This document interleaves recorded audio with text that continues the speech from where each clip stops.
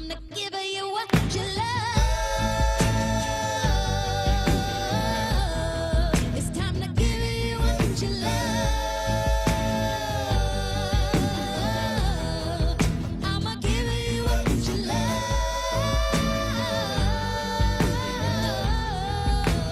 Give you what you love.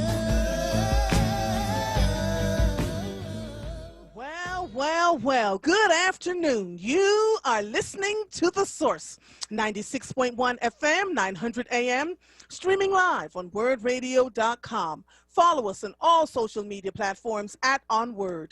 215-634-8065 is the number to call in. If you are hearing the sound of my voice or you're watching me on any social media stream via Facebook or YouTube, I am Andrea Lawful Sanders, and I am your host on Mondays, Tuesdays, and Thursdays from 1 to 4 p.m. I missed you all last Thursday. I want to thank Michael Cord for jumping in again at short notice because he does such amazing work. Just so that you are aware, for the next couple of Thursdays, my show will be preempted. So this Thursday, we'll have the Jackie Robinson Day. Next Thursday, it will be, I can't even remember now, just slipped right up, Earth Day. Slipped right out of my mind. So my normal Thursday programmings are going to be interrupted for the next few Thursdays. I know you all want to see Mother doing her thing, but we've got so much going on, and there's so much that I have to talk with you about today. So listen. The violence in Philadelphia continues to run amok. This past weekend, this Saturday and Sunday, Friday and Saturday, I'm sorry, I went with my husband to New Orleans because he retired from being an educator as of Thursday, April 8th. And the one thing he wanted to do was to go and tour that university and look at their brand new robotics program. I mean, I am his wife.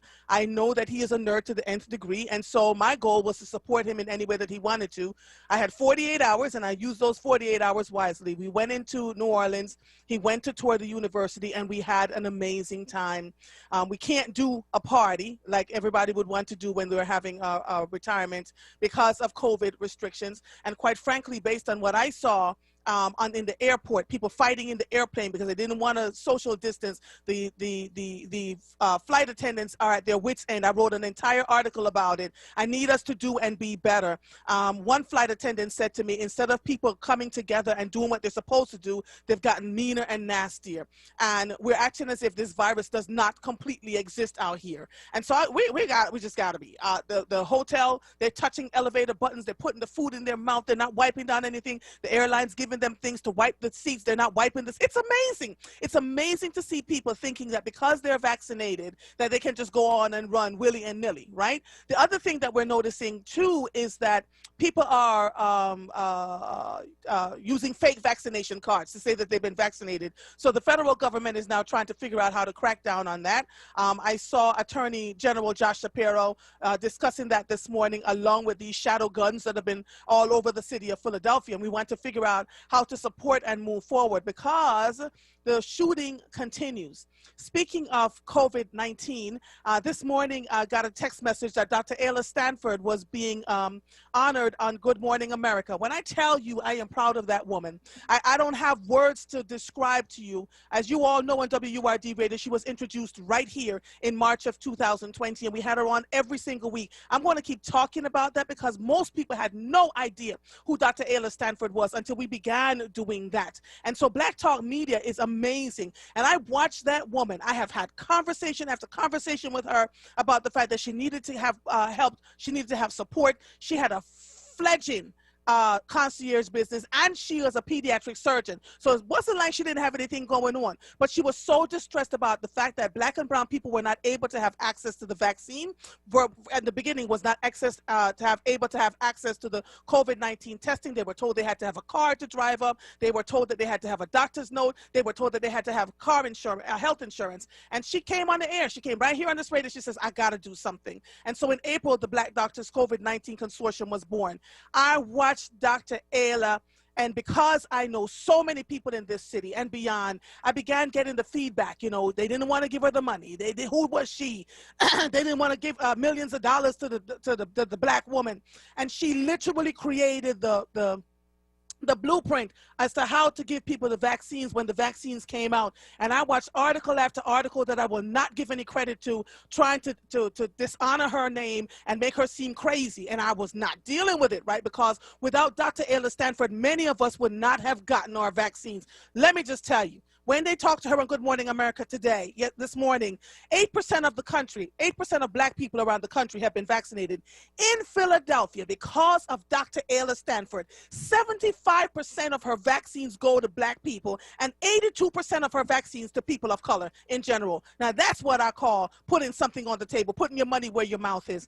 I was surprisingly happy to see that the city of Philadelphia had named a street after her. It's called Dr. Ayla Stanford Way. I'm not quite sure where it's going to be placed in the city of Philadelphia, but as angry as I was with the mayor and Dr. Farley some months ago when all of this stuff was unfolding in January, I am heartened by the fact that somebody in the government, in the city government, Philadelphia city government, recognized that without this woman, black and brown people and many elderly people in general would not be doing well in terms of getting a vaccine. If it were not for her, my husband and I would not have gotten the vaccine because we trusted no one else. And I kept saying this to the people in the city of Philadelphia, to the ones who pretended like we were just going to run to them. Yes, you can have vaccination sites all over the place because we trust her, because we trust her team of people, because she was so open and transparent from the beginning to right now to when she's finished doing this. We went to her. So the elderly were running to her. People were running, black and brown people were calling me from Delaware and New York and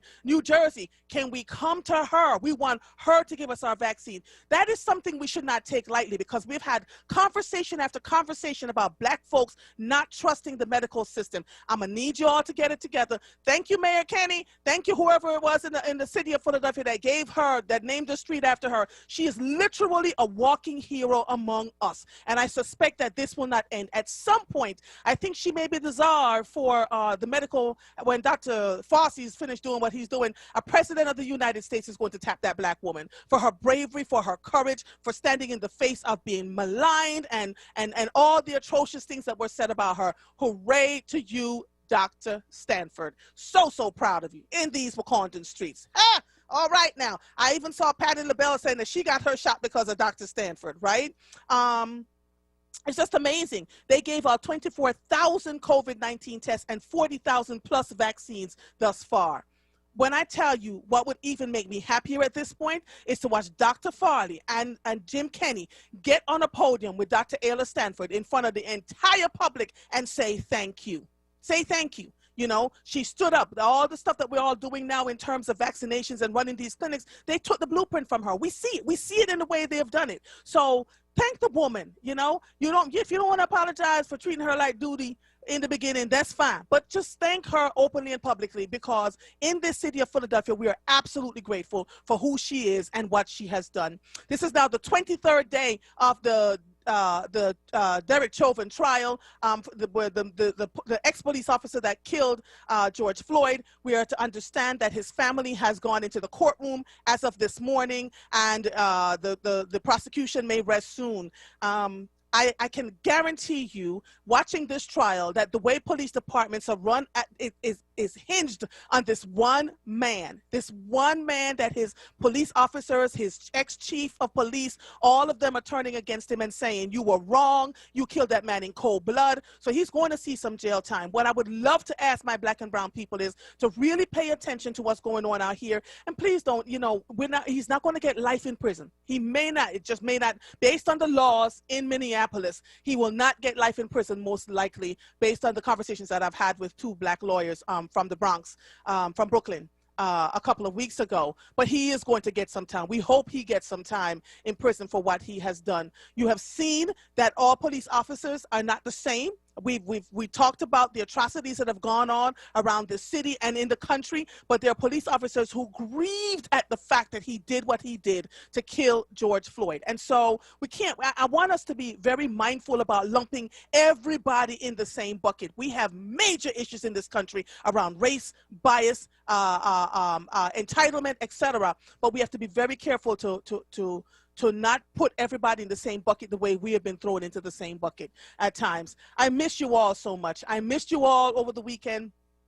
Spent the time with my husband in the 2 days in Louisiana, I want to share with you that I went to visit a plantation. The Laura plantation was 55 miles away from the hotel that we were staying in. And I'm being very intentional about sharing this with all of you. Another piece that I'm going to write. That plantation was owned by Creoles. What's a Creole? A Creole is someone who is black, mixed with whites, mixed with Native American. They can actually pass. They're very light-skinned people. Those Creoles owned 400 slaves on that plantation. And it was really interesting to watch how all of that unfolded, and that it ended up being the great-granddaughter, Laura, who ended up taking over all of this. The main house was built by Senegalese slaves, slaves from Senegal, because they were known to be great carpenters. They built that entire mansion with not a nail or a screw, and it's standing hundreds of years later. When I talk about knowing our history and really pushing it out in the history books and stop talking about the basic stuff about slavery. Why is all of this stuff here in America and it's not in our history books? Why aren't we tackling the people that write the history books and say, add this stuff? This is our history here. In 1970, in the 70s, the United States government had to go to that plantation and move out the last 4 remaining descendants of slaves who continue to live on the grounds of that plantation, because they didn't know where else to go live and didn't know any other life. All these years later, what I have found out was that while they put them off the plantation out of the slave cabins, they are literally living close by. They just can't seem to remove themselves from the history of what happened to their ancestors all those years ago. What else do I want to tell you? Lord have mercy. It's an interesting time. Learned a lot about New Orleans, and so we're going to keep moving. Oh, Cheryl Brown said, we dearly missed you too. Thank you, Dr. Ayla Stanford, Doris said. And even though I get my first shot through Jefferson, Pfizer. Very good, Malcolm. Get your shot. If those of you who can, please don't take it lightly, because there's so much going on out here, and we're seeing data that says people who got the vaccine and went on la-di-da-di somebody are getting the virus, right? And there are variants. We have said this over and again. There are variants of this thing, and you cannot take it lightly. So much is going on. Jesus, Lord, Lord, Lord. We have at 1:20 our Seth Williams, who was our district attorney. I just saw in my lineup that he is on for today to talk about a program that he is now in charge of. I can't wait to have this discussion with him, because I'm very aware of him. He and I won an award together back in 2009, and I've followed his trajectory since then. And so I'm looking forward to having that discussion with him. The HBCUs are doing incredibly well because of everyone discussing them. And so Xavier and Morehouse and Howard and Cheney and Lincoln, all of them are doing, have seen an increase in enrollment, as it should, because I've told, neither one of my sons went to an HBCU, but I've told Black and brown folks, you know, my children were raised with such a staunch history from my part of the tribe, and I taught them as much as I could about American history. But I agree, especially if your children have gone to schools where there's nobody that looked like them, that 10% of the population look like them, going to an historically Black college and university has got to be the way.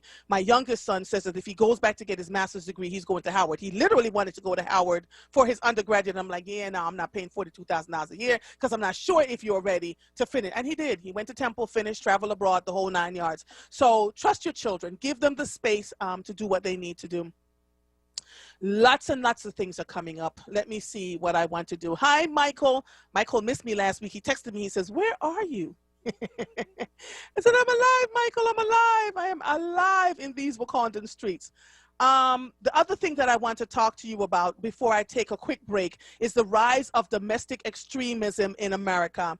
2 days ago, I posted something on my social media page of a Caucasian woman who was saying that Donald Trump is still the president, that Biden died over, our current president died over a year ago, and that we're just being fooled, and that we're just idiots, and that Donald Trump is going to rise again. And these are the folks that we have been watching now for a while. And it's not just, we talk about, you know, my friends were on the Facebook page saying they're crazy.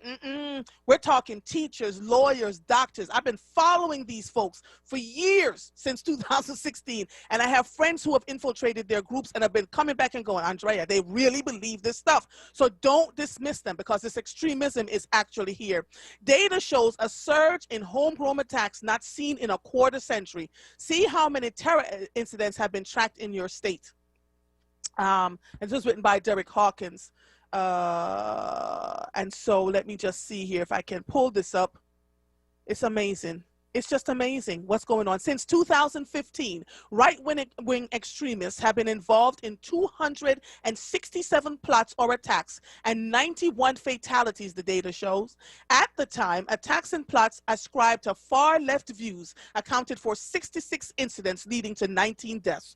What is most concerning is that the number of domestic terror plots and attacks are at the highest they have been in decades, says Seth Jones, director of the database project at CSIS, a nonpartisan Washington-based nonprofit that specializes in national security issues. It is so important for Americans to understand the gravity of the threat before it gets worse. I have said this to you all. Pay close attention to what's going on. Let him in at the break, Michael. I see him on my screen. And so I want you all to pay close attention to what's going on out here, because the threat is right here in your backyard. And so don't take it for granted. When you walk out of your front doors, your head must be on swivel because you want to know if there's something parked on your car, on your street that shouldn't be there. Before you go out to walk in groups, ride in groups, make sure that people know where you're going, make sure they know when you're coming back, all of that stuff, because the extremism has risen ostensibly, and it's very palpable. And the folks are out here getting braver and braver as we speak.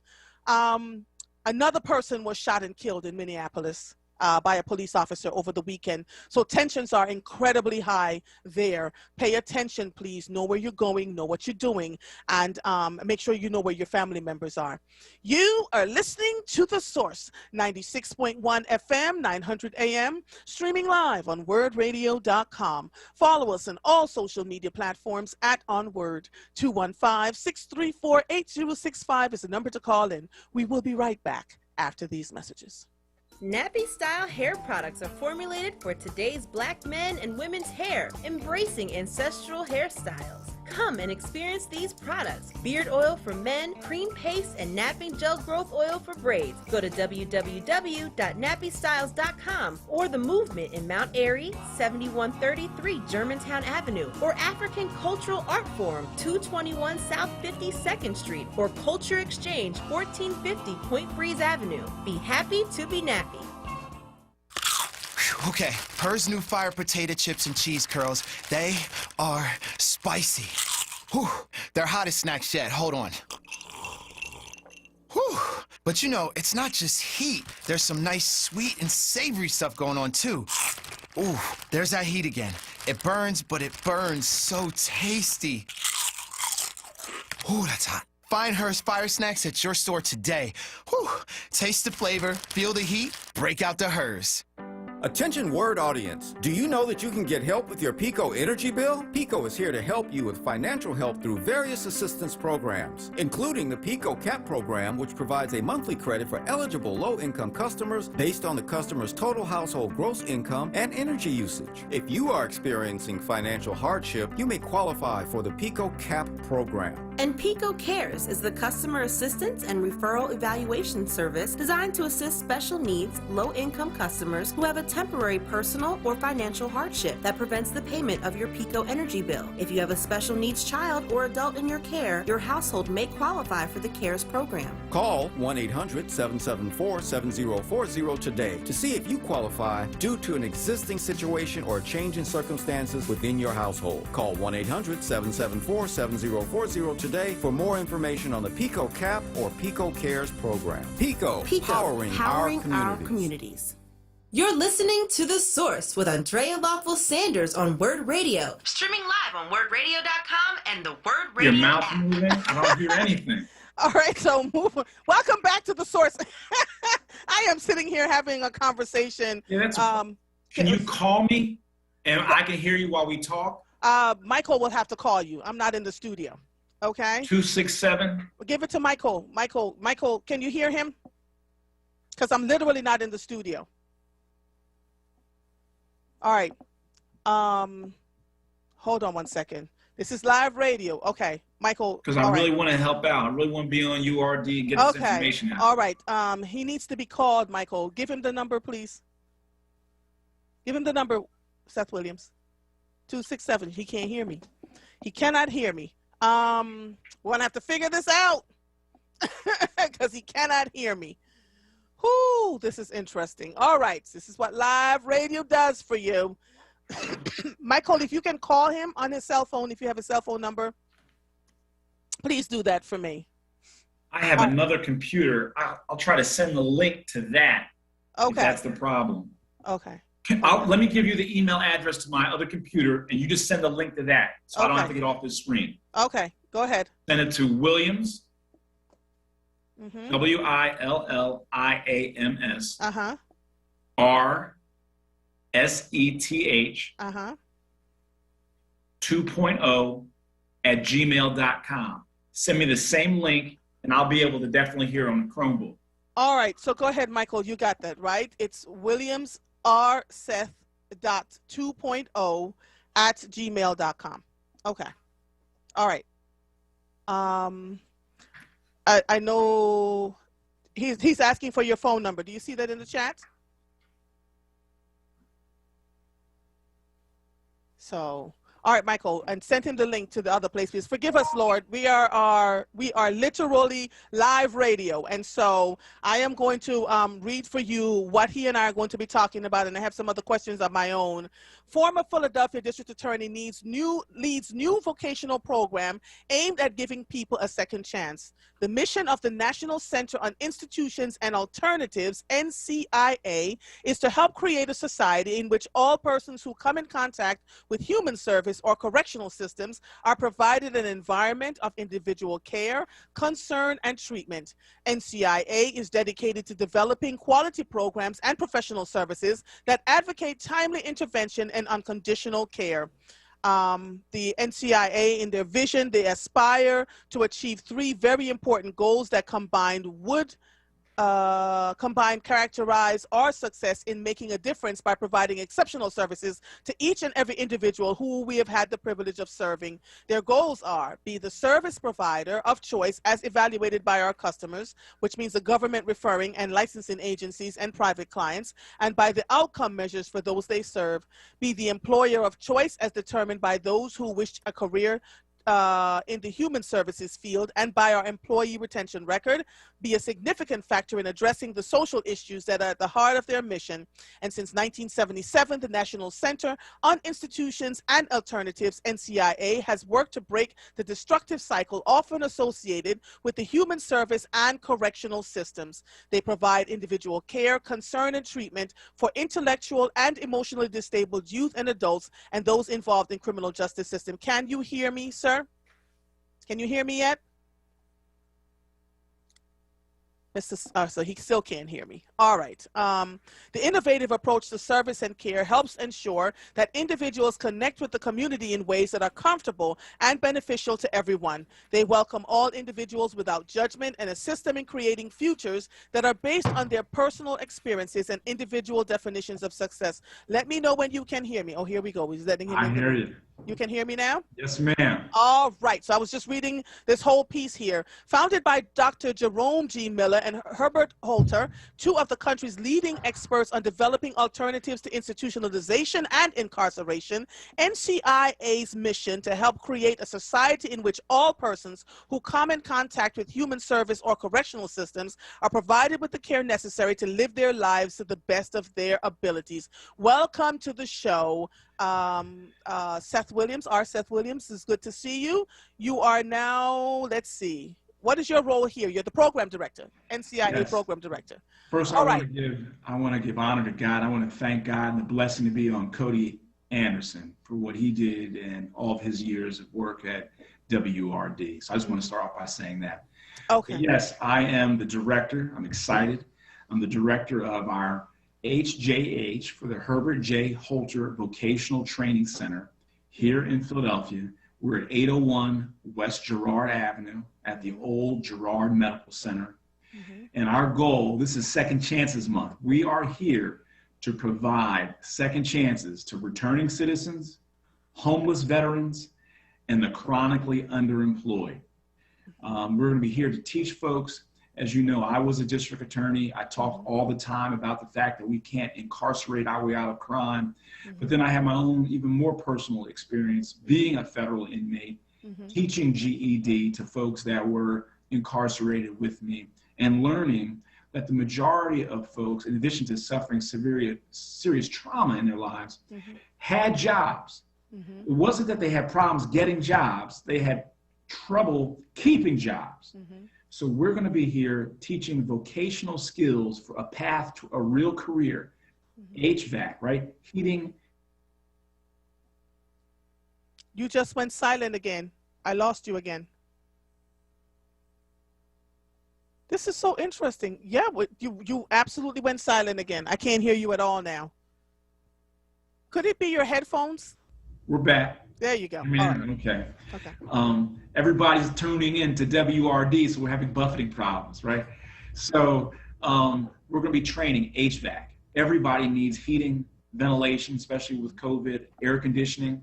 We're going to teach folks to get their certification for free. We have a wonderful HVAC instructor, Randall Jubilee. It's been in HVAC since he came back from the Marines in 1979.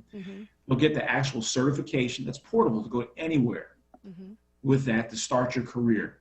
We'll give them the toolkit with all the wrenches, pliers, the gauges that they need, pipe cutting stuff to start a career in HVAC. We will also be teaching culinary arts, okay? More importantly, we'll be teaching the workforce readiness skills every day that folks need to keep a job, show up on time, conflict resolution, helping folks with any addictions that they have to remain in recovery, financial literacy skills. 85% of what goes on in the workplace isn't really your own technical skills, right? You've got producers at WRD that might be great at pushing buttons, but if they don't show up on time, I know Mr. Anderson wasn't going to keep them. So we'll be focusing on providing the pathways for returning citizens, chronically underemployed people to get jobs and keep them. And breaking down the barriers. If they have a problem with catching SEPTA, we will give them the SEPTA key card they need to come here for training. We're creating a partnership with Somerset Academy, a little daycare place. If people need help with childcare while they're in training, we're going to make sure they have it. There's no requirements other than they be over 18 years of age and SNAP eligible. So when you say SNAP eligible, what does that mean for the average person? That's a very good question. It used to mean you were on food stamps. Basically what it means is, are you eligible from the state of Pennsylvania to get help with nutritional needs? Are you getting government assistance to help you with food? Okay. So if you have a question, come in. We'll help you fill out the forms for it. But you don't need a GED. You don't need to bring me your 5th grade report card. There's no criminal background or criminal conviction that we'll say, ho, ho, ho, we're not letting Pookie in because of that. No, we want to break down the barriers that so many people have that end up getting them put back into prison, right? Or staying on government assistance for their entire lives. We're here to break down those barriers to give people a second chance. All right. So what makes you uniquely qualified? And I'm asking you this because everyone watching this knows you were our district attorney. And so let me just go ahead and wash the window so that we can have the good conversation. What makes you uniquely qualified for this? You were someone who had an incredible amount of power. And I read your article and watched your interview with Cherry Gregg, who is a friend of mine.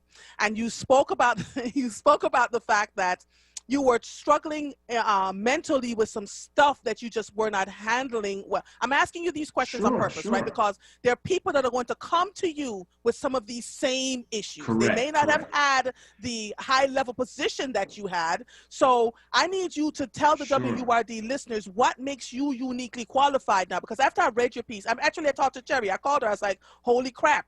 This we cover up the things that we're going through and don't realize the impact of what we're doing.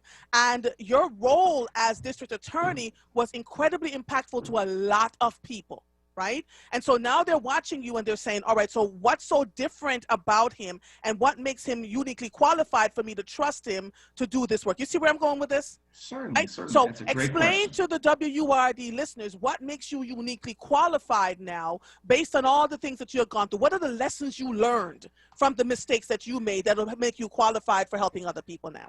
Right. Well, if we had hours, in the future, your listeners can read the book and see the movie. Dwayne Johnson's going to play me in the movie. But what I think is important is that I think I am uniquely qualified because of my professional experience as a prosecutor, as an assistant district attorney, as the elected district attorney, as a person who knows this city, as a former criminal defense attorney, as a former veteran. I was in the Army for 19 years.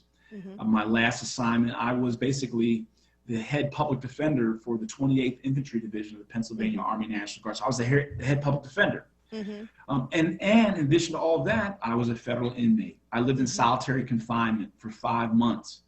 I taught GED in prison. I taught beginner saxophone, beginner piano, and Bible study to men in prison with me. And I learned a lot more from them than I could ever have shared with them personally. So I think that I tell folks, my father was a school teacher at Sulzberger Junior High School. He worked at the Cobbs Creek Recreation Center every night from 6 p.m. to 10 p.m. He ran a day camp for Fairmount Park. And I tell folks, even though I was the DA, I know my father did much more than I'll ever do to prevent crime. So I recognize that to prevent crime, make our city safe, to give folks hope and second chances and make their families strong, we got to give them jobs and training on how to keep jobs. We all have to do our part. This isn't the only solution, right?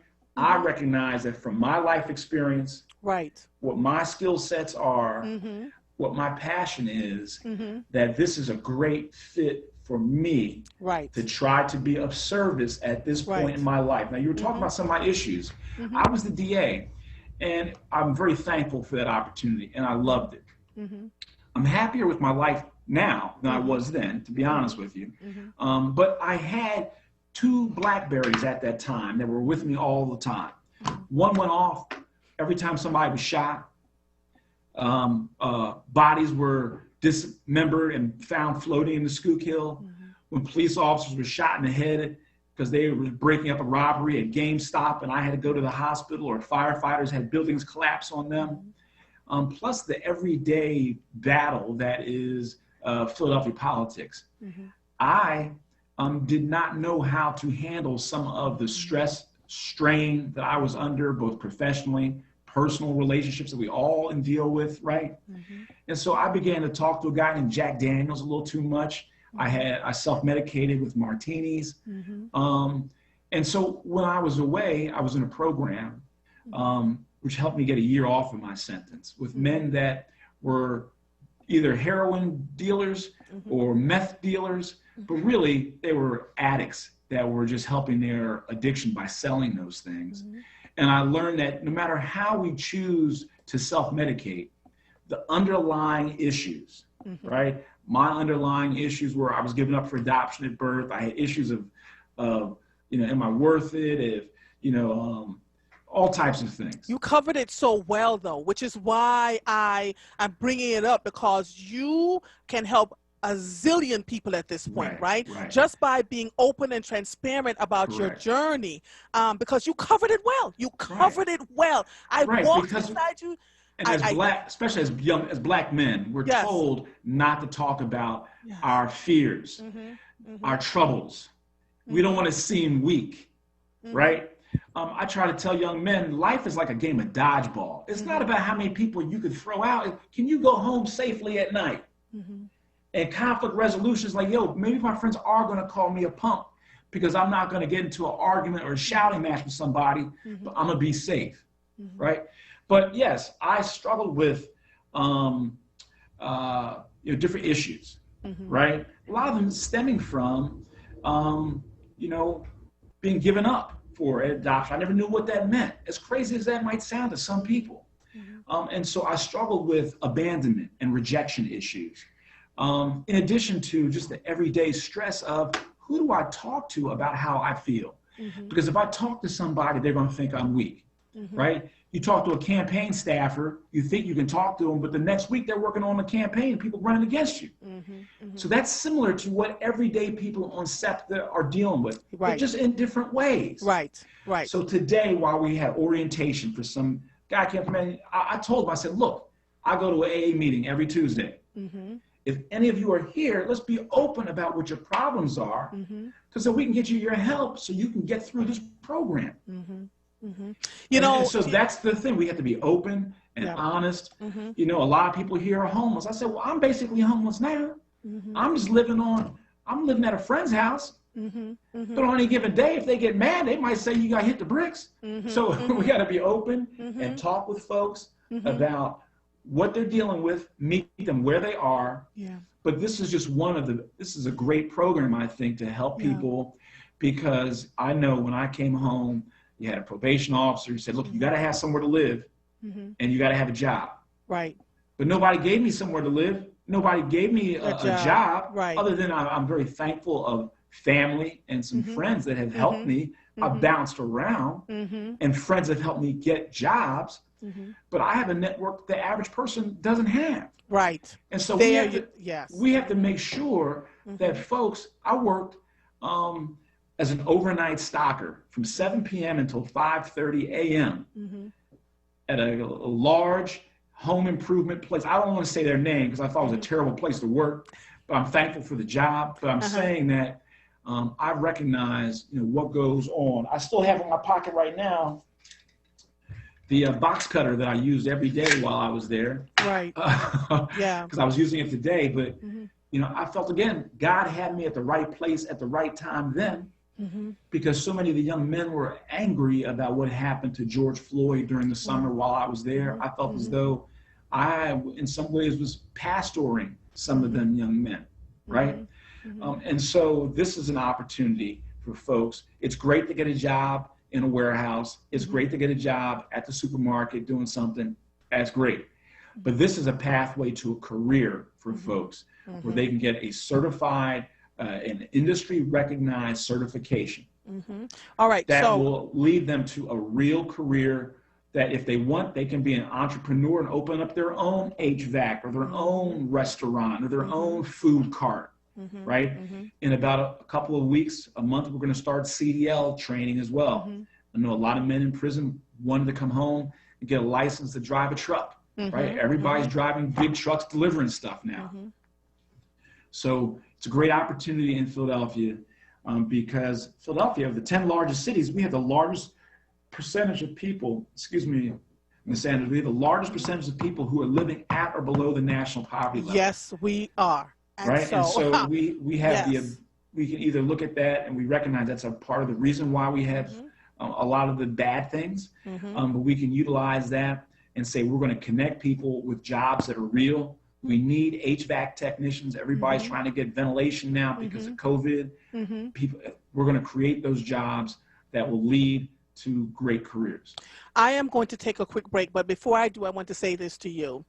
Nothing happens to us by accident. I believe your journey is happening just the way it is. Amen. And I believe that should you really take this and work your way through, because I hear it. I hear it in your voice. I hear you talking about the things that, I mean, you were all the way up there and you are openly transparent about where you are today. You have no idea what that open transparency will do to help so many people.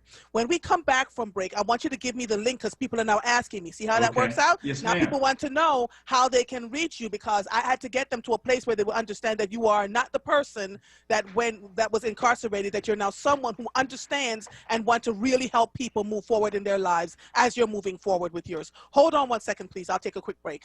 You are listening to The Source, 96.1 FM, 900 AM, streaming live on WURDradio.com. Follow us on all social media platforms at onWURD. 215-634-8065 is the number to call in. We will be right back after these messages.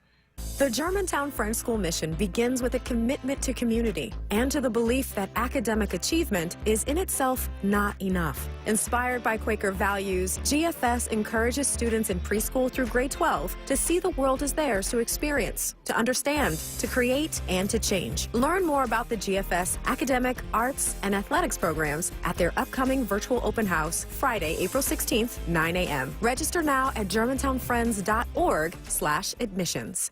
Family Therapy Vignette Moments with Dr. Lucille Ijoy. Come on out and become a WURD radio member one by one. Renew your membership or get a new one. Get serious information and have some fun. Call 215-425-7875. That's 215-425-7875. Come on out and become a WURD radio member one by one. Renew your membership or get a new one. Get serious information and have some fun.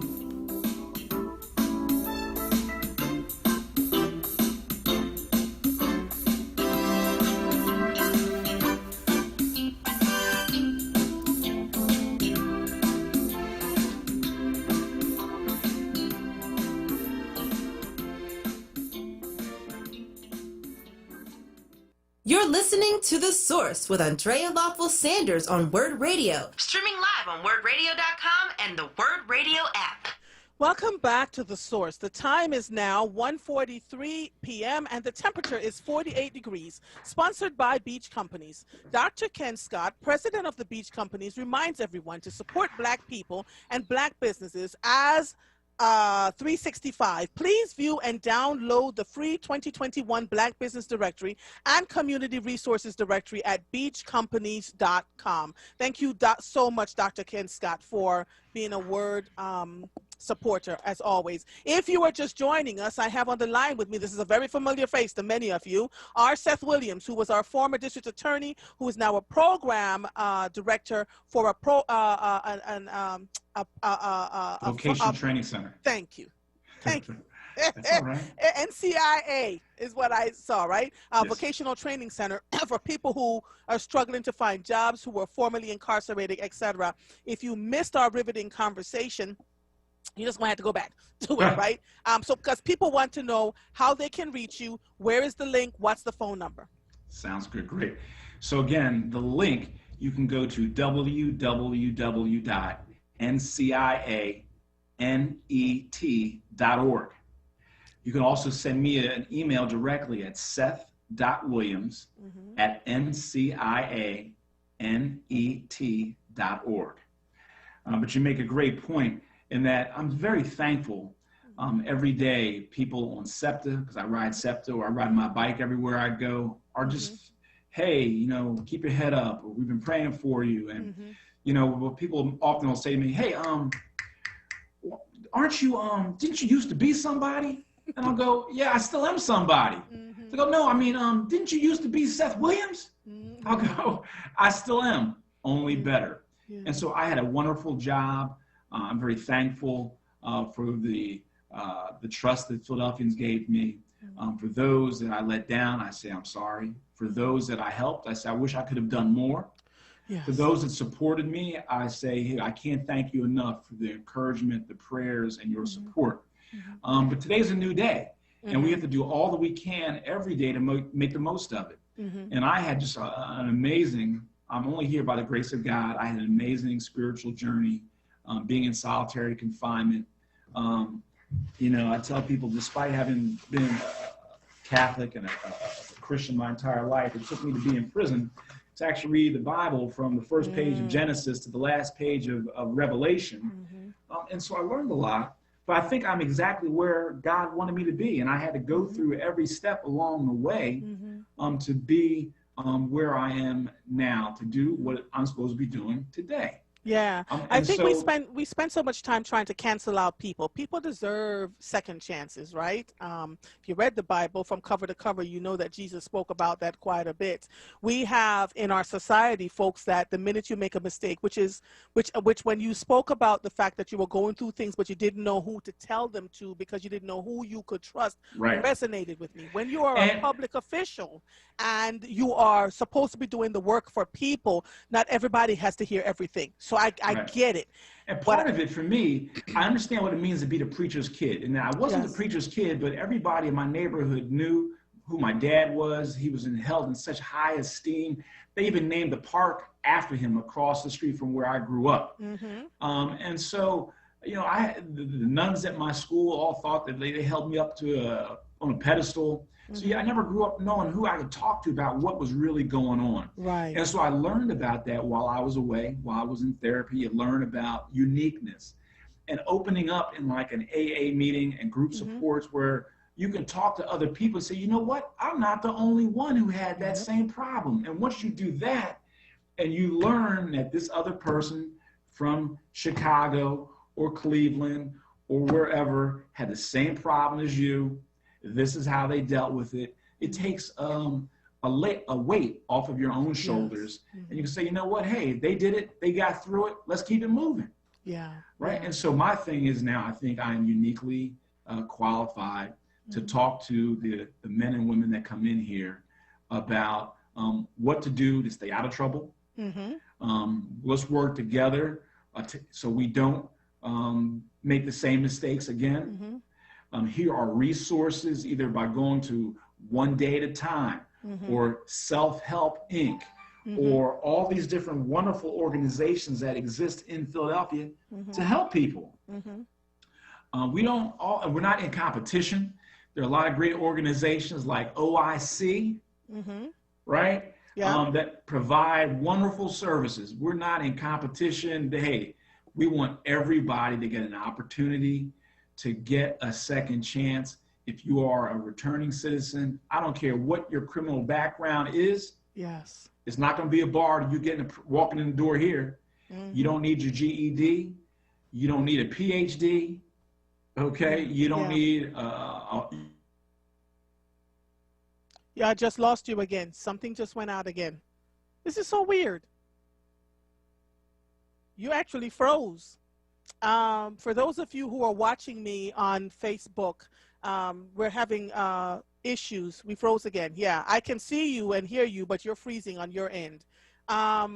I put the information on how to reach him, seth.williams@ncianet.org or www.ncianet.org. Right? Did I get it right?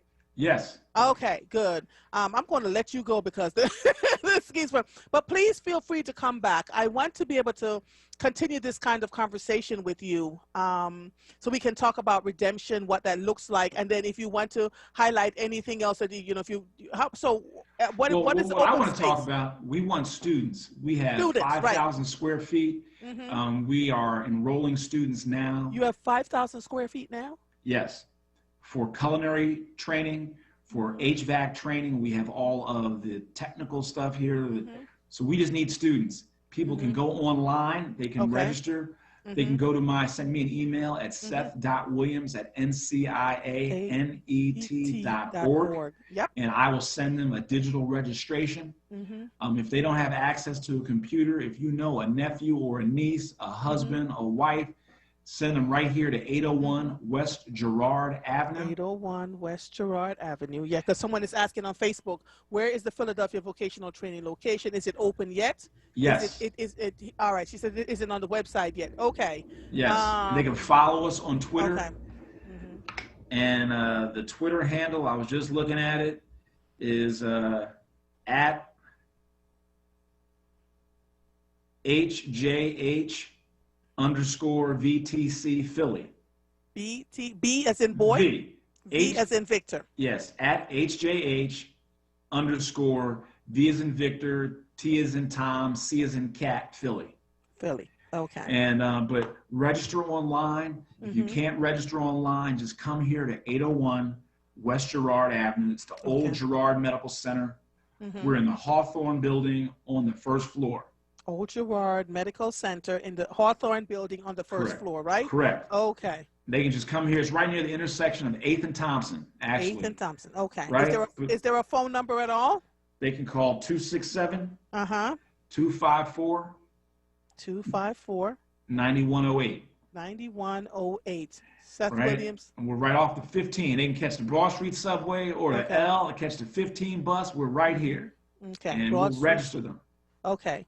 And so this is happening all year long, right? Because people are asking. Right? We're going to be starting classes next Monday. So this is a week. Monday's what, the 19th? Yes, but it's Classes urgent for start, people to okay. come and register now. Okay. All right. So start registering now. People are texting me.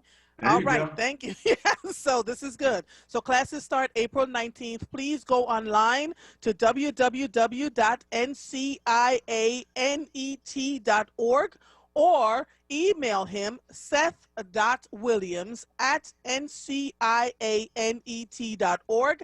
The phone number is 267-25.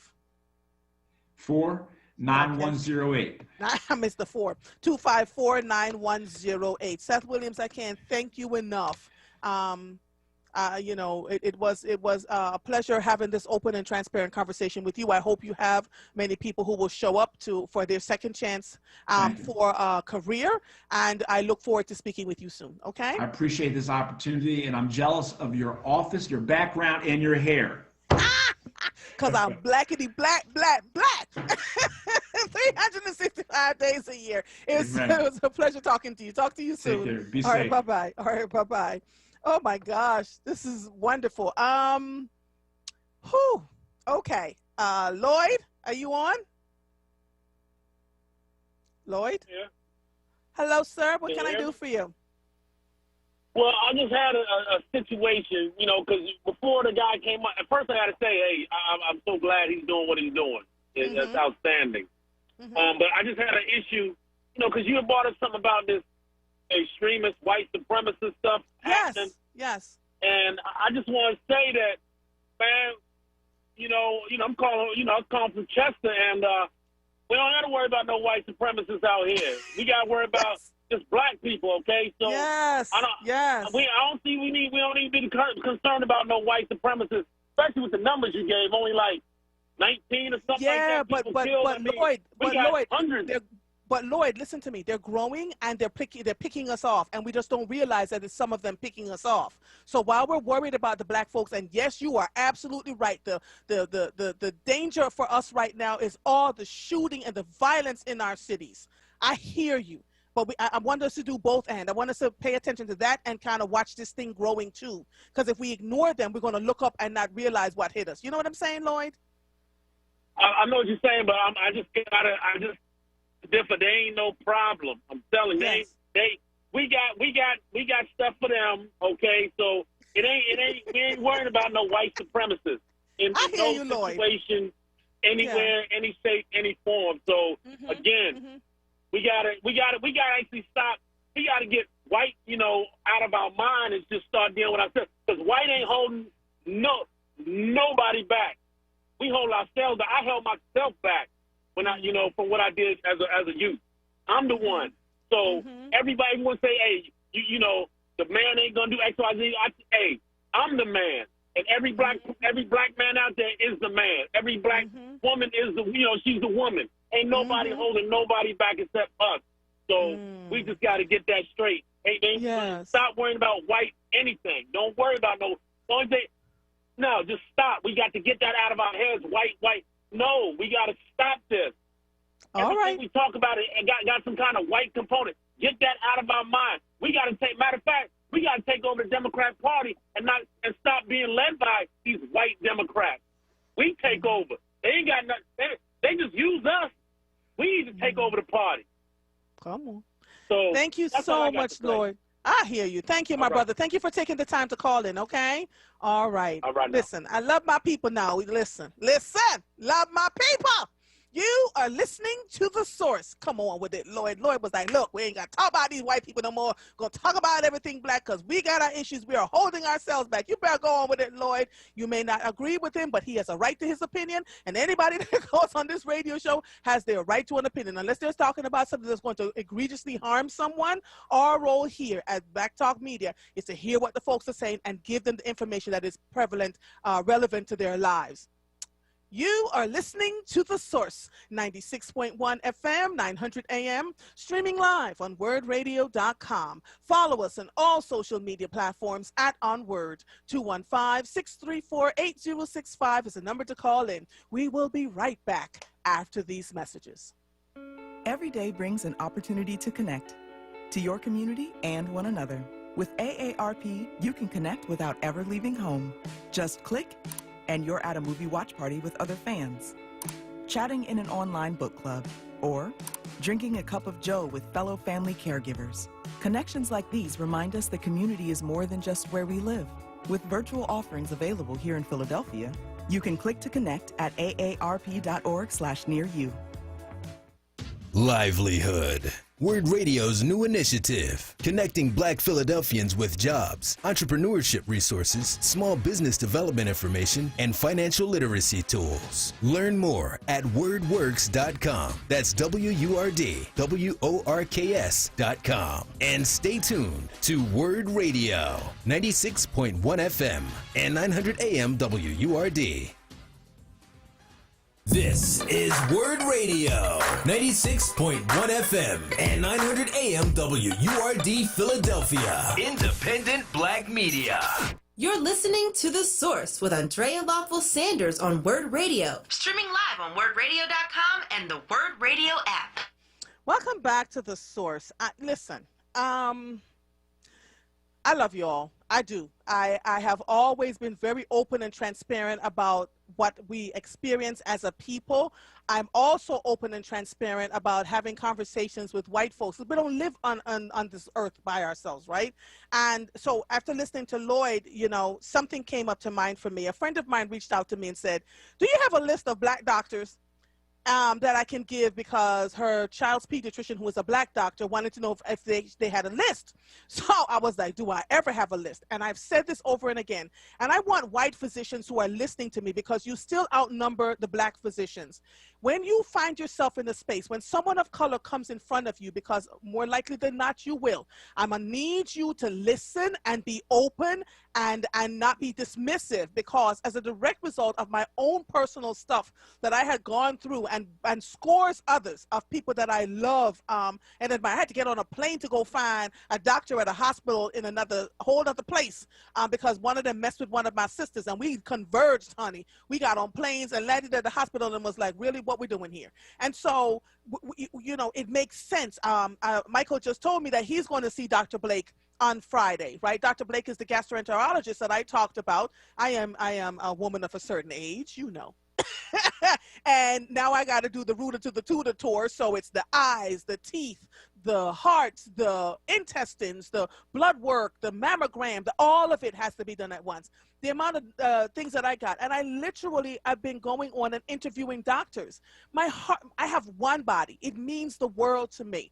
And so we talk about these things, you know, about getting the colonoscopy. Go on WURDradio.com and you'll see the colonoscopy program that they have running there. Know to go or go to know. Brianna put it in. But when I went to see Dr. Blake, he gave me the Cologuard test. So that's that just came in the mail. I'm going to have to use that. But wherever you go, if you go through WURD Radio to follow the program that they have going on there, the program that they had was aired with Nick Taliaferro on March 30th. We are now April 12th. And so wherever you choose to go, I have a literally, and I may find it from WURD Radio if they have a space for a recommendation for black doctors, because I am serious. My dentist is black. My optometrist is black. My heart doctor is black, because with someone who has been living with hypertension for a long time, I make sure that I see a cardiologist. Nothing wrong with my heart, praise the Lord.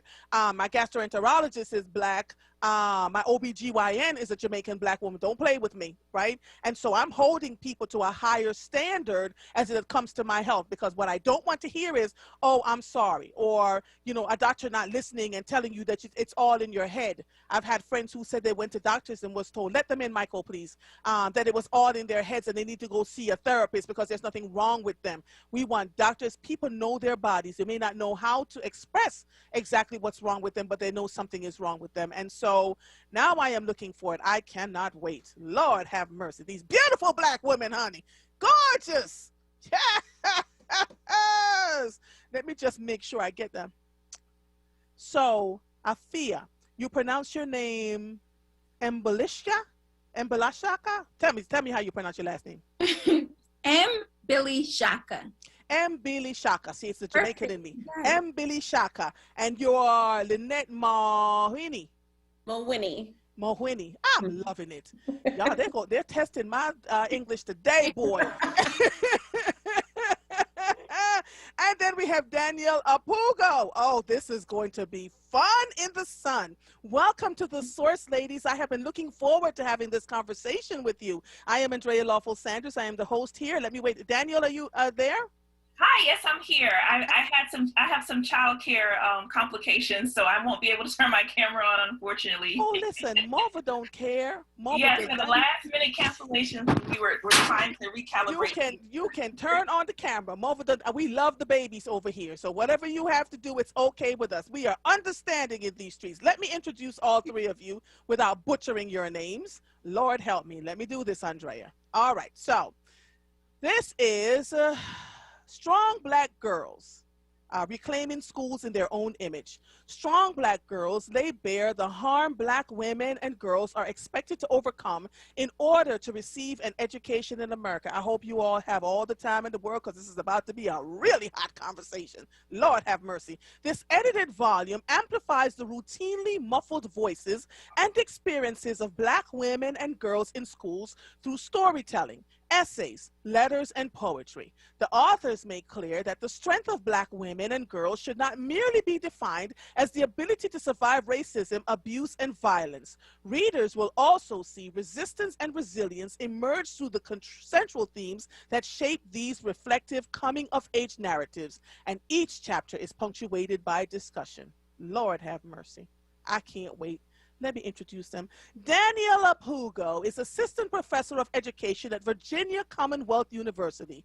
Lynette Mahwini is Associate Professor and Chair of the Department of Urban Education at Rutgers University, Newark. And Afia Mbalishaka is an Assistant Professor of Clinical Psychology at the University of the District of Columbia. Ladies, good afternoon to all three of you. Oh, hi, Danielle. Look at that beautiful face. Thank you. I appreciate it. Oh, you're so welcome. So welcome to The Source. You hear my little accent? I'm from Jamaica, right? And so I'm always excited to have these kinds of conversations. We have an hour. I'm giving you an hour. Let's get into it, shall we? I want you to hold back nothing. I want you to be as transparent as you possibly can, because I am that host. We can talk about anything and everything in these Wakandan streets. As a Black woman who grew up on the island of Jamaica, where we were told that girls should be seen and not heard, but I had a mother and a father who said, do not be moved by what you see happening around you. Speak your truth and gain your voice in a place where that is not often said to us, because, you know, girls are supposed to be seen and not heard, right? And then as a grown woman who moved here to America, raising my children, and then I had a pastor approach me and say, and I tell this story and people look at me like I'm crazy when I tell the story, I need you to soften yourself so that the politicians around you will feel comfortable in your space. And I remember saying to this pastor, hold up, wait a minute, hold the phone. I come to church. I don't talk to anybody. I raise my hands, you know, talk about, what are they talking about? Well, you seem to not be moved by people wanting to give you things or putting your name in lights. And so because you're not doing that, they are concerned that you're not malleable to them. And so if you would just soften yourself, they will put you on committees and whatever else so that they can feel better. Does all this sound familiar to all of you? this is just a snippet of what we've had to deal with as Black and brown women, but it's specifically us. We're always told to know our places. I don't want to tell you what I said that day because I had to repent. I was like, yeah, no, we're not doing that. So tell me what the impetus was around writing this book. Who came up with the idea? What do you expect to get from it? And I need a copy of it, by the way. So we need to know where to find the book and all of that too at the end. Who wants to start? Who wants to start? Afia, Danielle, Lynette? I'll jump in. So first, thank you for having us, and I love how your energy and how this is all starting off. So thank you for that and giving us a full hour to talk about our book. So this all started with, there was a call for chapters from another book of other sister scholars, and we actually submitted to do a chapter. But interestingly enough, the fellow sister scholar said, this should be a book.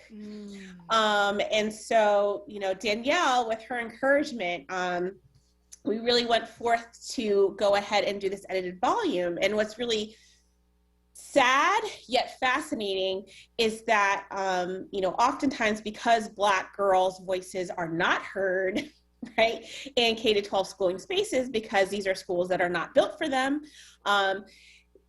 they're not in the literature very much. So when we went ahead and did this call, we got 85 responses. I've done other edited volumes. I've never gotten any response like that. We were actually all very overwhelmed. And so we went forth deciding on, you know, who the chapter authors are going to be for this, with the idea of trying to pick chapters that will also represent all 85 of these voices, and to honor everybody, because we can't take everyone. That's, you know, we keep joking that that's a really expensive book, right? Like that's like a multi-volume, right, $1,000 book. No one's got money like that.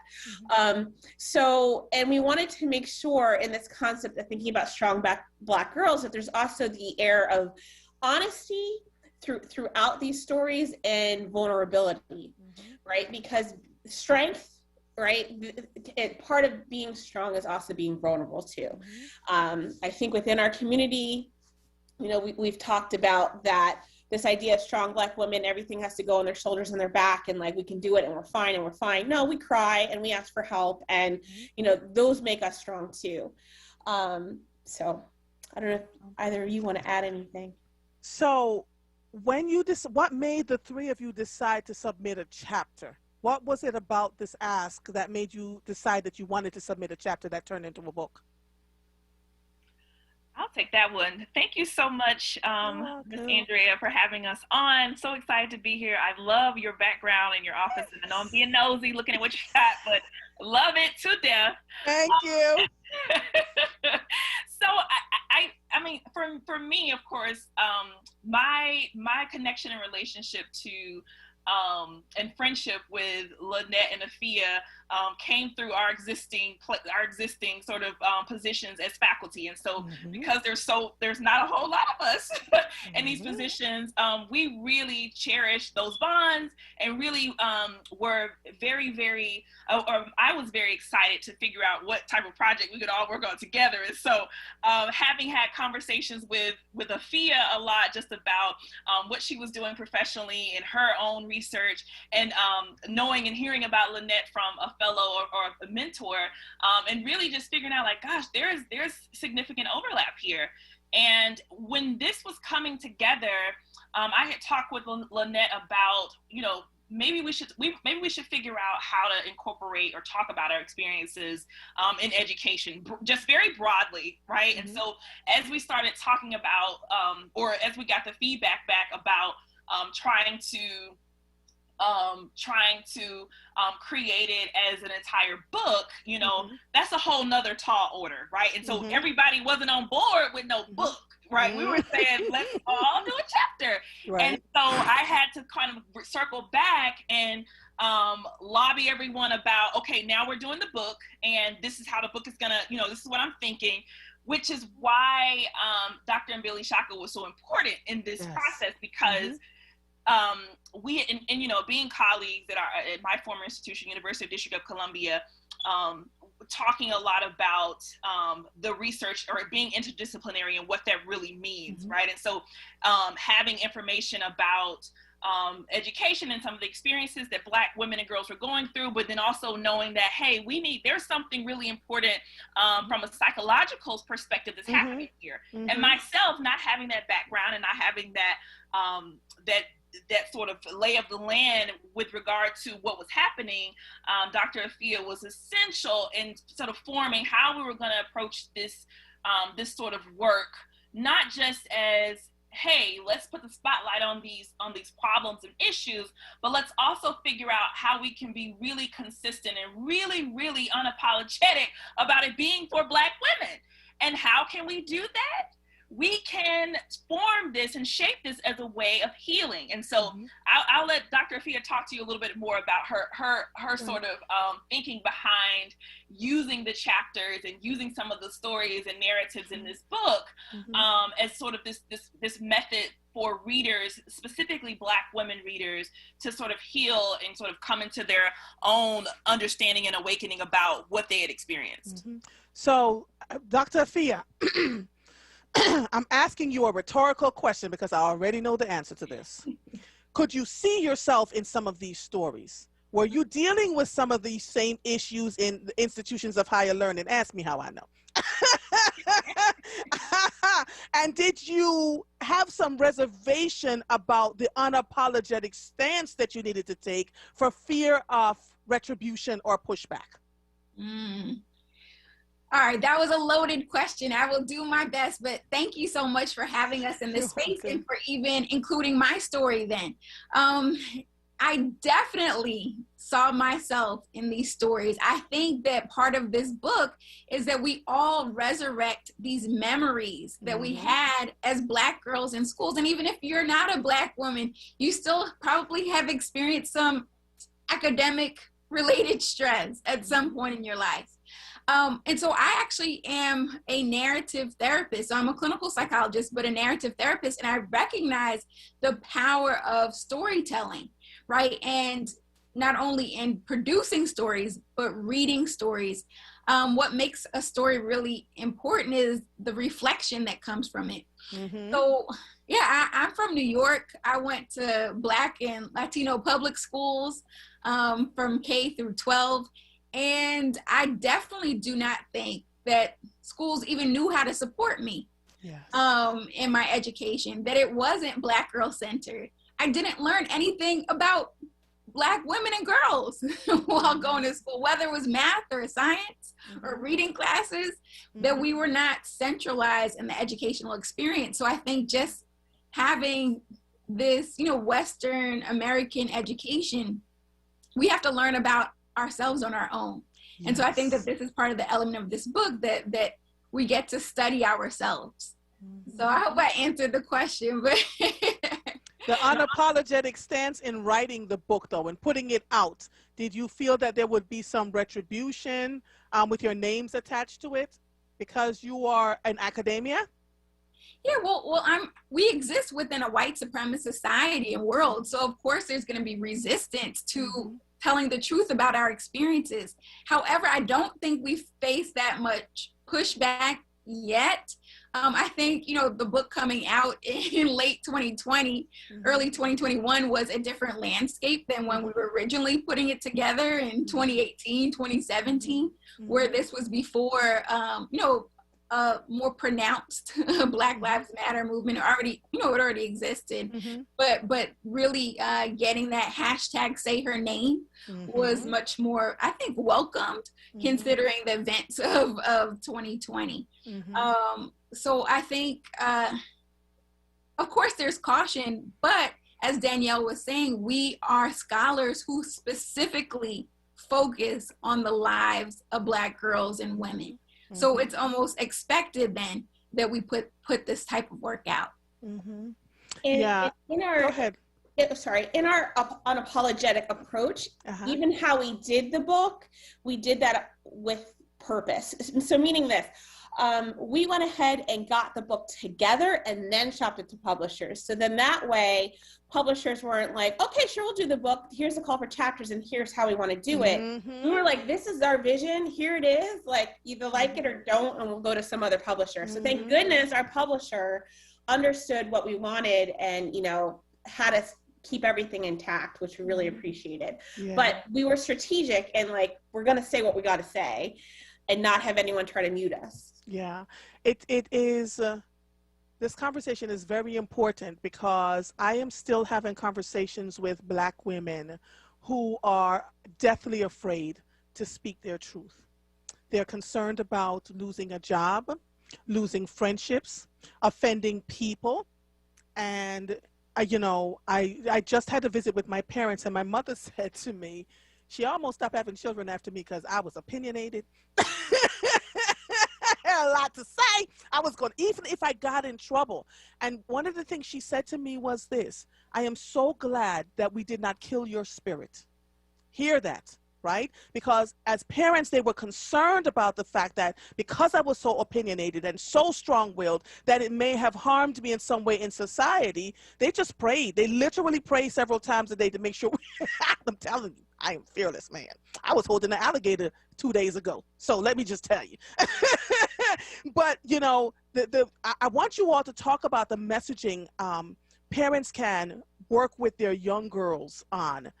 Black, white, or indifferent, but especially Black girls, because in schools, Black girls are seen as, well, you know, go to the cosmetology school. Well, maybe, you know, you should get married and have a husband. Well, maybe, you know, and so the messaging is so different for us on so many levels, micro and macro, right? What is the messaging that you're going to have now? This book will have for parents. Why should parents buy this so that their daughters can read it? And why should grown women have a copy of this? Because I'm getting a copy. Had I known, I would have written my own chapter. Because there's so much that we go through. And then I want you to talk about Black women harming each other out of the aggressions that they've gone through, and trying to and not recognizing that there's room for all of us if we would just support each other. It's a whole lot that I'm asking you, but it's all coming out of my head. Hold on one second. Let me take a quick station break, and then we'll be right back. I'm thoroughly enjoying this. Okay, all right. Let me see here. Michael sent me this thing on. I tell you, my eyesight, Michael. Y'all gonna have to work with Mother and the eyesight thing now, because you know. Let me go on over here. Forgive me, y'all. I got to open this up so that I can read it, so that people can hear what we're talking about here. The National Colorectal Alliance, WURD Radio, in partnership with the Colorectal Cancer Alliance, Independence Blue Cross Foundation, Penn Medicine, and LabCorp, have teamed up to launch Go to Know. Go to Know is a new public health campaign to reduce colorectal cancer in the Black community. Request your free, easy, at-home colorectal cancer screening test called a FIT kit. The FIT kit is designed to provide early detection of colorectal cancer. The FIT test doesn't require any fasting or colon cleanses, and it can be done in a matter of minutes. Most importantly, you'll learn how to make sure that you and your family members can stay well and live a long, healthy life. Go to wordradio.com and click on the Go to Know banner, or call 1-877-422-2030 to learn how you can get your free at-home FIT kit screening test. You are listening to The Source, 96.1 FM, 900 AM, streaming live on wordradio.com. Follow us on all social media platforms at onWURD. 215-634-8065 is the number to call in. We will be right back after these messages. Temple University, Philadelphia's public university, was founded on the principle that access to education is a right for everyone. As part of our commitment to inclusive excellence and equity in education, we have invested more than $1 million in anti-racism programming. Our goal is for everyone to feel empowered to be themselves, be open to new experiences, and be a part of solutions to societal challenges. We're proud to provide a supportive and welcoming environment for everyone in the Temple community. Just one more step. You got it. You're doing great. This is the sound of a nationally ranked top rehabilitation hospital, home to the largest collection of robotics in the United States, where we continually exceed patient expectations. Because no injury is too severe or too minor for our care. There you go. This is the sound of success. Moss Rehab. Challenge accepted. You're listening to The Source with Andrea Lawful Sanders on WURD Radio. Streaming live on WURDradio.com and the WURD Radio app.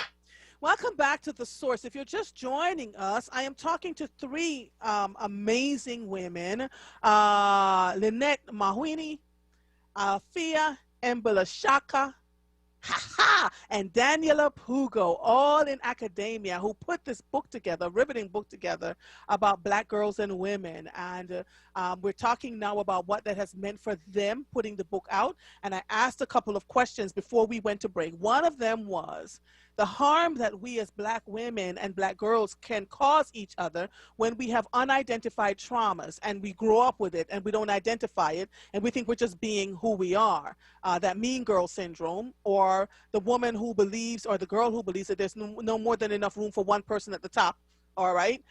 So talk to me about the traumas that has impacted, that you can see, and then tell me, why should parents buy this book? Amazing questions. And I'm gonna address the second question about the traumas and because I know personally I've experienced those things, and I think it's extremely important for us to put that out on the table and kind of talk about that. But the first part of it, with regard to parenting and the book, the book is really powerful in that and this is all thanks to Lynette and her expertise and bandwidth as an author of many different projects and books, was that at the end of every single chapter we have discussion questions.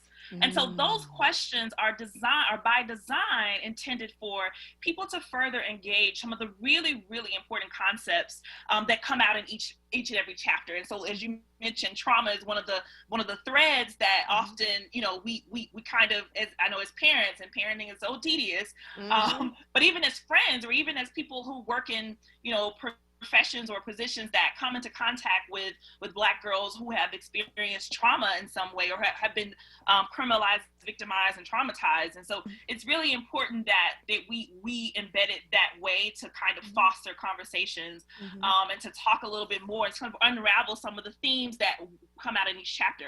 And so, for instance, one of the things I know for me personally is I'm hoping that this book creates more of an intergenerational dialogue. And I heard you say earlier, Andrea, that your rearing had a lot to do with how you were sort of socially conditioned to present yourself as an African Black woman, and moreover a Jamaican woman. How are you going to shift your identity in this world that we know is very unkind and can be harmful to Black women? And so one of the chapters talks about, by Dr. Autumn Griffin, talks about the struggle for Black girl voice and the intergenerational impact of that struggle. And so she traces back through her lineage how she became silenced as a young girl who loved basketball, who loved things that were sort of outside of the scope of what Black girls should be doing. And you had mentioned also, oftentimes, especially in more traditional cultures, and me being a Black woman, a former girl child of the rural South, you're conditioned to, be primed for the perfect wife, the perfect mother, and there's nothing wrong with those things. But I think it's sort of reinforces the narrative of perfection, and talking about that perfectionism and why that can be so insidious and violent to us as Black women, because the ideal of perfection is not even rooted in who we are. It's not even a real thing. And so it's oftentimes sort of cloaked in this white standard of femininity. Yeah. And so to kind of guide myself into your other question about some of the harms that we cause one another as Black women, I think about this theory, Africana womanism, and one of the main tenets of this theory, and one that I try to embody in my day-to-day interactions with other Black women, is this genuine sisterhood. Like this genuine, what it means to be genuinely a sister, saying things that may not be what you need to say. And we go back to that whole notion of strength, which we're hoping to have the reader to kind of open and unpack and unravel what strength means. And sometimes, and what I know I'm finding, and I know what I'm in conversation with other Black women are finding, that strength is also setting boundaries. Yes. It's also saying what you will and won't do, and being unapologetic about that, and not being deemed as angry, and not being deemed as selfish. And so we have to learn to let go of those things, and then also realize that when someone responds to us, it could be triggers for something that we've already experienced before. And so I think it all goes back again to storytelling and how we tell these stories. And as Dr. Billy Shaka says, and as Lynette writes about these lived experiences, is that everything is about the story and the human mind story. And so when we can kind of figure out a way to bring these stories out, and not in an exploitive way, which I've seen, I think that's what happens sometimes. And so I'm really interested in this book being a sort of a searchlight for that. I am loving this. The one other thing that I'd like to add to this is that not only is it setting boundaries, it's vulnerability. You know, when we walk around as ice queens, that we don't have any emotion, and we're literally removing ourselves from people around us, and we think that people should find their way to us and all hail to who we are. And quite frankly, it is the worst thing you can do. Vulnerability is a strength, right?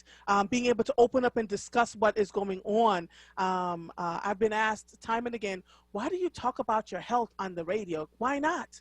We're Black people. We have diabetes. We got a touch of sugar, little hypertension. That's from all the trauma, from epigenetics that we've had. And if I can encourage somebody to not lose their toes, not lose their eyesight, you know, from making certain choices, from going to the doctor, yes, I'm going to share. There is strength in vulnerability. And I think when we get that, we'll be a whole lot better. Yeah, I just got a hand clap from Daniel. All right now. And so who wants to talk about why is this book important for mothers, not just for girls, but I think our young men need to read this too, right? To see the ways, large and small, that they can marginalize us unintentionally. Who wants to answer that for me, Afia or Lynette? Okay, I'll go. I think you're really tapping into some of the intergenerational trauma that needs to be healed, right? So recognizing that mothers were once young Black girls who went through school, and recognizing that they too may have been hurt in this system. But I think one of the how the book can be used as a therapeutic tool in raising a Black daughter is to really concentrate on supporting their voice. So a lot of the chapters in this book identify how the educational system silenced Black girls, whether it was the teacher not calling on them, or just tensions that existed in the classroom about speaking up. And so I think that it's critical in terms of racial and gender socialization to prepare and to protect Black girls as they enter this K through 12 space.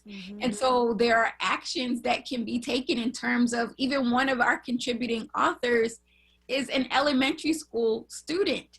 And so her parents decided this would be an opportunity for her to share her voice through poetry and prose.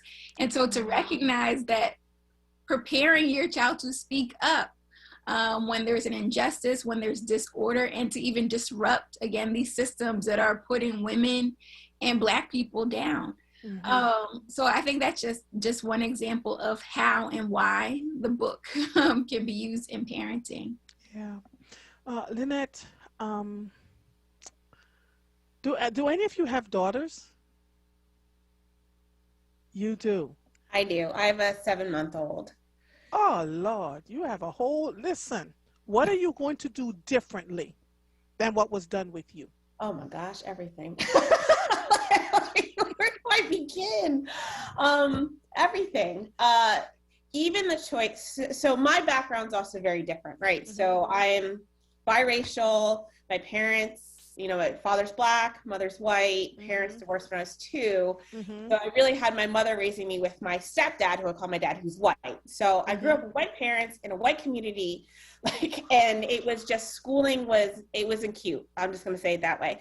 I've been doing a lot of thinking of when in the only time that I ever saw myself, right, in school, in the curriculum was 9th grade when you had to read To Kill a Mockingbird, and that's traumatic, right? Wow, because the Black character is up for rape, and and that was it, you know. But it was up to me, you know, in 8th grade to pick up the autobiography of Malcolm X and sit with a dictionary because his vocabulary is very high and try to figure it out. So we recently moved like a week and a half ago, so things are, I might be a little bit of a hot mess, but that's why. No worries. Moving's trauma. Yes, it is. And so, but we made a very strategic decision of where are we moving? Because when it comes to school, right, what is that going to look like for my daughter? And we moved to, you know, I've always been in urban areas as an adult. We decided, are we going to move back to the urban sector? But some places, you know, coming from Southside Chicago and now back east, were just truthfully not safe. And so we moved right outside Philly on the Jersey side. But the reason is because I've, as a teacher educator, have been able to be in those schools. I know what's happening. The place that we're in is really like racially diverse. It's kind of one of the most places in the state. I wanted that for her neighborhood. I wanted that for her schooling. And I wanted to be in a space where, like, I do have the privilege as a teacher educator, right, to go into these schools, but also schools that are open for parents to come in and to sit into a classroom and to say, you know, like, yeah, be part of this community. But it took a lot of thinking. We took months to figure out where are we going to be, because this is going to be a long-term decision, and we need to make sure that she's going to be okay as best as we can do, you know, from an outsider parent perspective in a K-12 schooling environment. So I don't have any daughters, but I am the oldest of 4 girls. I have 2 sons, and did something very similar. Looked to where we were going to move them, put them in a community that we thought was racially diverse, and still went through hell. Right? It was better than most places, I will give it that, but there was a tone deafness as it applies to our children. So no matter where you move, for those, you're all in academia, so you understand what this looks like. You understand what the code words look like, right? The words that are said and coached in certain ways that make you think that, am I the crazy one, or did they just tell me my child wasn't smart enough, you know? Or your child will come home and say, Miss So-and-so said such and such and such today. And you go, what now? And have to comport yourself in a way so that when you walk into the school, you're not trying to slice and dice folks, but you're speaking to them on their term and going, oh, see, what you're not going to do is this, X, Y, and Z, right? This is why I say it takes so much out of us as Black people, because we have to tread on so many different levels and walk so many different pathways just to have a level of normalcy, that this book, Strong Black Girls Reclaiming Schools in Our Own Image, is like it needs to be the Bible for Black and brown families everywhere, Black girls, really, families everywhere, because just looking at the 3 of your faces, I can already tell. Look, we've all been through a few things. We know we love our people. There's some communities we have to move out of, some communities we want to, like, it's a lot to negotiate. So the other 2 of you, do you have children? Lucky you, Afia. It's a lifetime journey. Daniel, what do you have? I have a son who will be 2 years old next month. Oh, y'all are making me feel so old. My children are 25 and 29. Lord have mercy. Oof. Okay. So the book itself now, let's talk a little bit about where can people find it? What does it cost? And what are you hoping? What is your vision for this book at the end? Because I feel like it's one of those books that once people pick it up to read, they'll start to sell it to other people. You know, you need to get this book for your family. I have a vast library behind me. Some of it you can't even see because I'm constantly reading and learning. But what is it that you hope to get, you want the readers to fully get from this book, A, and B, Where can they find it? And what does it cost? Who wants to go? Okay, I'll go. So one of my favorite bookstores ever in life is Sankofa Bookstore. It's a bookstore in Washington, D.C., but it has an online virtual store. So it's a Black-owned bookstore by the filmmaker Halle Garima, who made the film Sankofa, which is a classic Black film. And so I love that place. So if you go to sankofa.com, you can order the book there. You can also order the book through the publishing company, Teachers College Press of Columbia University. And so you can go to Teachers College Press website and order the book directly from the publishers. Now, the book is available on Amazon. I'm cautious in telling people to get the book from there because we're kind of, we do not want to further billionize Bezos. He's paid $197 billion now. All them 9 zeros, children. 9 0. I read all those zeros and I said to myself, I said, how? So you're absolutely right. Every time I think about it, it's like I'm giving Bezos a couple more coins. But you know, one of the people I most want to meet is him. Want to know why? Let me tell you why. He understood that his wife was the brains in their union. He was only thinking about books. She was like, listen here, women rock. Women rock. Listen here, I'm gonna need you to do this, and this. We can move it from A to Z. And you know, when he went on and did what he was doing with the next girl, you know, man, Lord Jesus. I'm cautious to go there, but thinking about women rock, a Black woman-owned bookstore in New Orleans, community. Okay, Danielle, help me. Community. But isn't there a link for Black bookstores all the way around? And I cannot remember the name of the Black bookstore. Yes, and they're also on our website. If you go to strongblackgirls.org, our website administrator has done a wonderful job with updating where they can get right. Yes, because locally here in Philadelphia, we have Harriet's bookstore, which is run by a Black woman, and we have Uncle Bobby's, which is run by Mark Lamont Hill. And so we always want to make sure that we you know, do our purchases through them. But there's a line, there's a link. So I'm going to send them to strongblackgirls.org. Bookshop.org. Bookshop.org. There it is. Yeah. There it is. Bookshop.org. Thank you. Because that's where I've gone now to order my books. How much is the book? $32. Why did you hesitate? Say it with your chest. Say it with your chest. That book is worth every bit of the 32 coins that you're asking for it. If you're putting, how many stories are in that book? Countless. Layers on top of layered. And so the hardback version, if you wanna keepsake, and I would specifically suggest this for people who are who may be, wanting to share the book, to get the hardback version, because it will be a wonderful gift for those in your life that are invested and interested. And, we've gotten so many great reviews about the cover art, and so it was a great coffee table piece to sort of keep around as a mainstay. And I say that because I want people to see themselves in the images. Right. You know, when you pick it up, you know, this is for me. They're talking about me. It's not a question of who it's for. It's very clear that this is for me. Let me ask you this other question. Are you open for discussions with schools, families, universities? Because I do believe that is going to happen too. Are you open for that? Yes, absolutely. Okay. I just want to, because people are already asking me. I have been mentoring a group of young girls.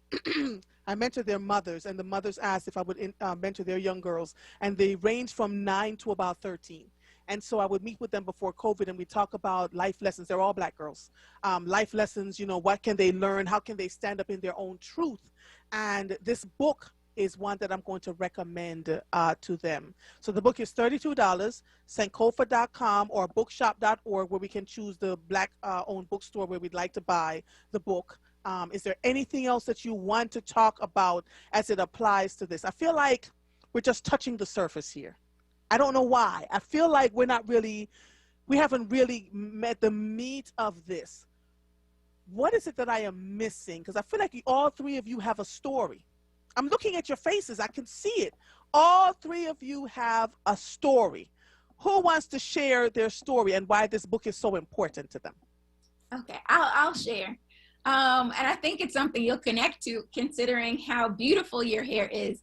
I am a clinical psychologist, but I'm also a hairstylist. And so a lot of my research focuses on the psychology of hair. And so I've developed something called psychotherapy, which is using hair as an entry point into mental health services. And so I think a major part of our book, Strong Black Girls, is even thinking about Black girls' bodies and specifically Black girls' hair. So there is a whole chapter on hair in the book, and it definitely supports the work around the Crown Act.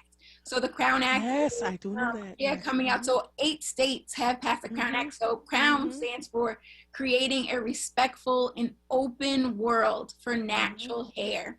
And so Danielle and I have done some research on Black girls and hair in school, and there are so many policies that are biased against Black girls' hair, whether braids or twists or afros. We're constantly seeing stories on social media, the news, but even one of our authors gives a very complex narrative around hair and how she's using it now to fight, using hair as a form of artistic resistance. And so I think that that's part of my personal story in terms of navigating hair and Black beauty, but I think it's part of most of our stories as Black women in navigating hair at work or access to housing or education, that it is definitely a factor and a variable in our lives. It is. It actually is. Have any of you experienced hair trauma?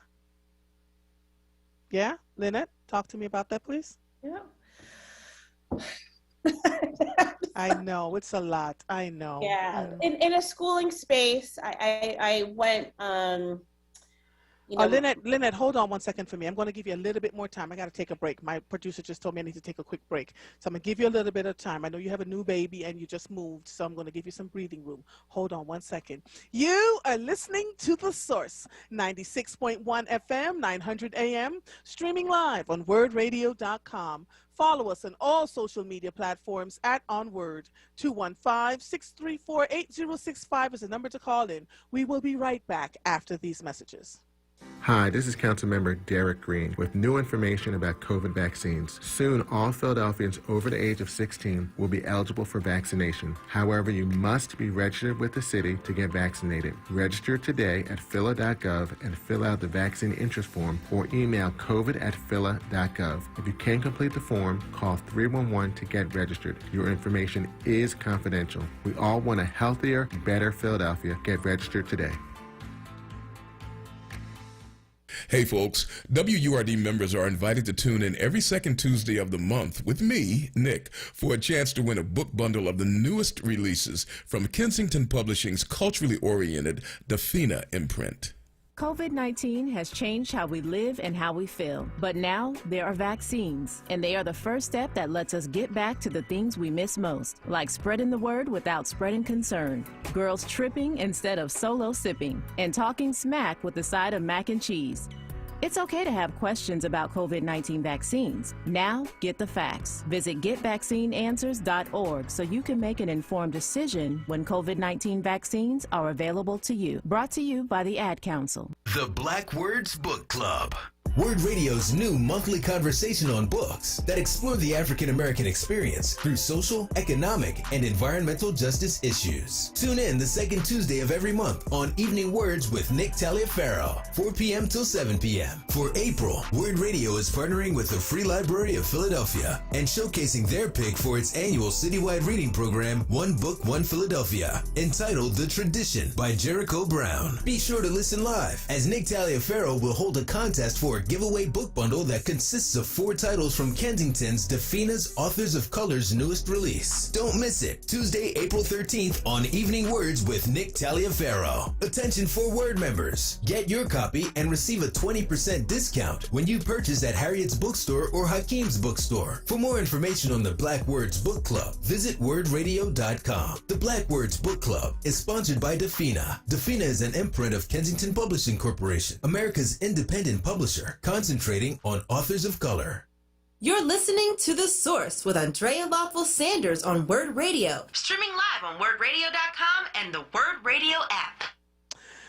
Welcome back to The Source. I am in a riveting conversation. Even back in the commercial break, I'm talking to them because these 3 women, Afia Mbilishaka, Danielle Apugo, and Lynette Mahwini, put together a compilation which is now called Strong Black Girls, Reclaiming Schools in Our Own Name. And we have just gone from all ends of the spectrum. So now we're talking about hair. And I was discussing with them how I had a friend who was, in leadership in a school district and had to wear wigs because she could not wear her natural hair because she was judged for it. And so Lynette was getting ready to answer the question, has she had hair trauma growing up? What was that like for her? So my hair trauma was my mother always telling me how sad it was that I got curly hair, right?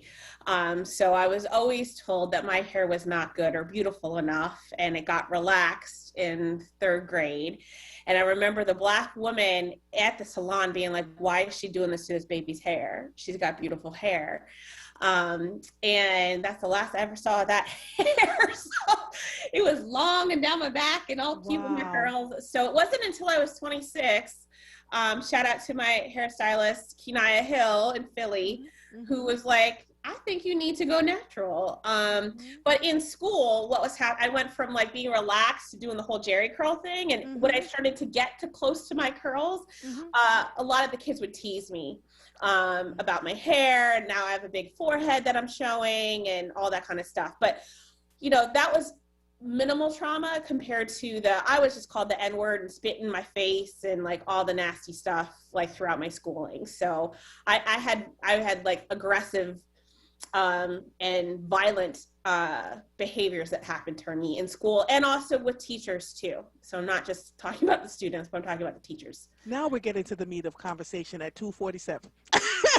I just felt like we had some stories in here to discuss. So Julie is saying, good afternoon, Andrea. I love this discussion. Thank you for inviting these fascinating women on your program. I'm telling you, they are craving this conversation. Now, Lynette, let me ask you this. People spat in your face. The teachers, Lord have mercy. How did that go over in your family since you were... Who raised you? Your mother and father? Your mother, your father? Who raised you? My mother and my stepfather, but they never understood. My mother being white just never understood. So I didn't share. I never shared. I silently suffered through all of it. There was one time I did share and it ended up being like a big blowout in the school. It was just a hot mess. And I just continued to suffer in silence and be called the N-word. The reason why I'm a doctor, like, not many people have asked me this, but the reason why I'm a doctor is because when I was in 2nd grade, I had a teacher who said I was a stupid N and would never graduate high school. So I was like, all right, watch me. That's literally why I'm a doctor. So she's the impetus for it, but which is interesting because I have so many friends who are white with Black children. And when the children become teenagers, they start to go through this thing, right? Like, I'm trying to figure out where I want to be. I don't really fit in the Black category. I don't really fit with the white folks. And what advice would you have for white parents raising a Black child? Here's my first piece of advice I always give.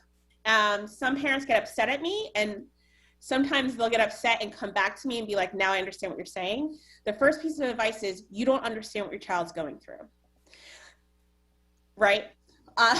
Point blank. There's a lot of complexities about, being biracial, identify as a Black woman, but right? And so once you can understand that you don't understand your kid's perspective, then you can be more open to listening and understanding what they want to share. But that's just it. It doesn't matter if you married a Black person or whoever your other partner is, because they even really don't even understand the kid's perspective too, right? So that's the first piece of advice. The second would be, and this is actually why I'm also a children's book author, and I wrote a children's book called Lulu, the One and Only, based on a biracial child and talking about race and these kinds of complexities.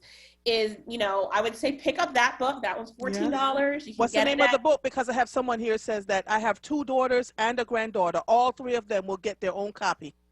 Lulu, the One and Only. Again, you can pick it up at any of your independent bookstores. You can get it on Amazon, but again, we would ask you to not I hear do you. that. Leave Amazon alone, y'all. Leave Amazon alone. Just listen, I'm talking to you. Marva, go find an independent Black-owned bookstore. They need it. We sorely need them in our communities, and we need to support them. So that's coming from me.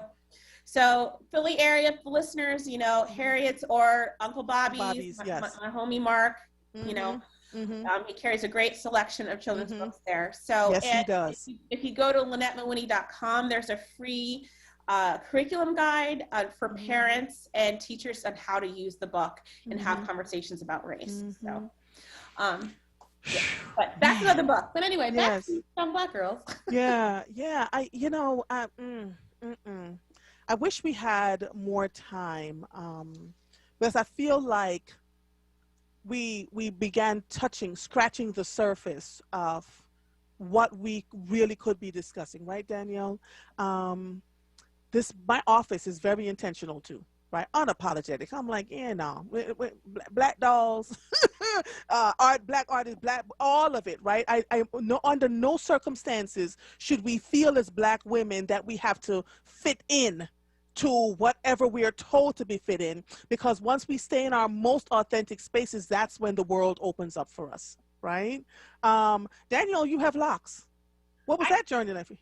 I do, and I also want to affirm that the message that you just said, that's my story and entree to this book and this work, is because I'm very fortunate to have grown up in a racially conscious house, and as my mom says, we didn't raise, I'm not raising no Ain't Toms. I was fortunate in that regard, but there were other messages, I guess societal messages that triggered or that sort of sent the idea that your hard drive space is low. That you need to squash yourself. You need to tone it down. And I think the larger thing for me was you need to make other people comfortable, because the more comfortable people are, the better they'll receive you. And so now I live my life in a way that I seek to create disruption and discomfort, because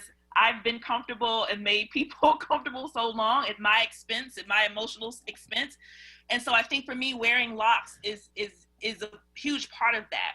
It's signaling something very important, that this is how I'm gonna look at what my hair can do. And today it might be, purple. Tomorrow it might be a Caesar cut. Come on. I'm focused on making sure that I'm centering myself and what makes me feel good, what gives me pleasure, and most importantly, what gives me joy. And hair, for me, I was taught and I was reared in a way that hair is an immense sense of pleasure. And so that's the message that I got sent as a very young child. Keep your hair looking good, keep your scalp greased, style tight. We're going to the beauty shop on Saturday. Don't sweat your perm out. Can't go to the pool. Don't go outside in 95-degree weather in Louisiana because it's humid and you'll get a bush. So all those things sent the message that hair is so deeply important, and it has such a strong connection to my identity and how I feel about myself. And instead of trying to make it fit, and I'm not saying I love hair in all variations, I love it, but for me, that's the thing that I love, that it causes conversation. I love that. And because I'm a conversation, so I find that to be very powerful. Can you give me 5 more minutes?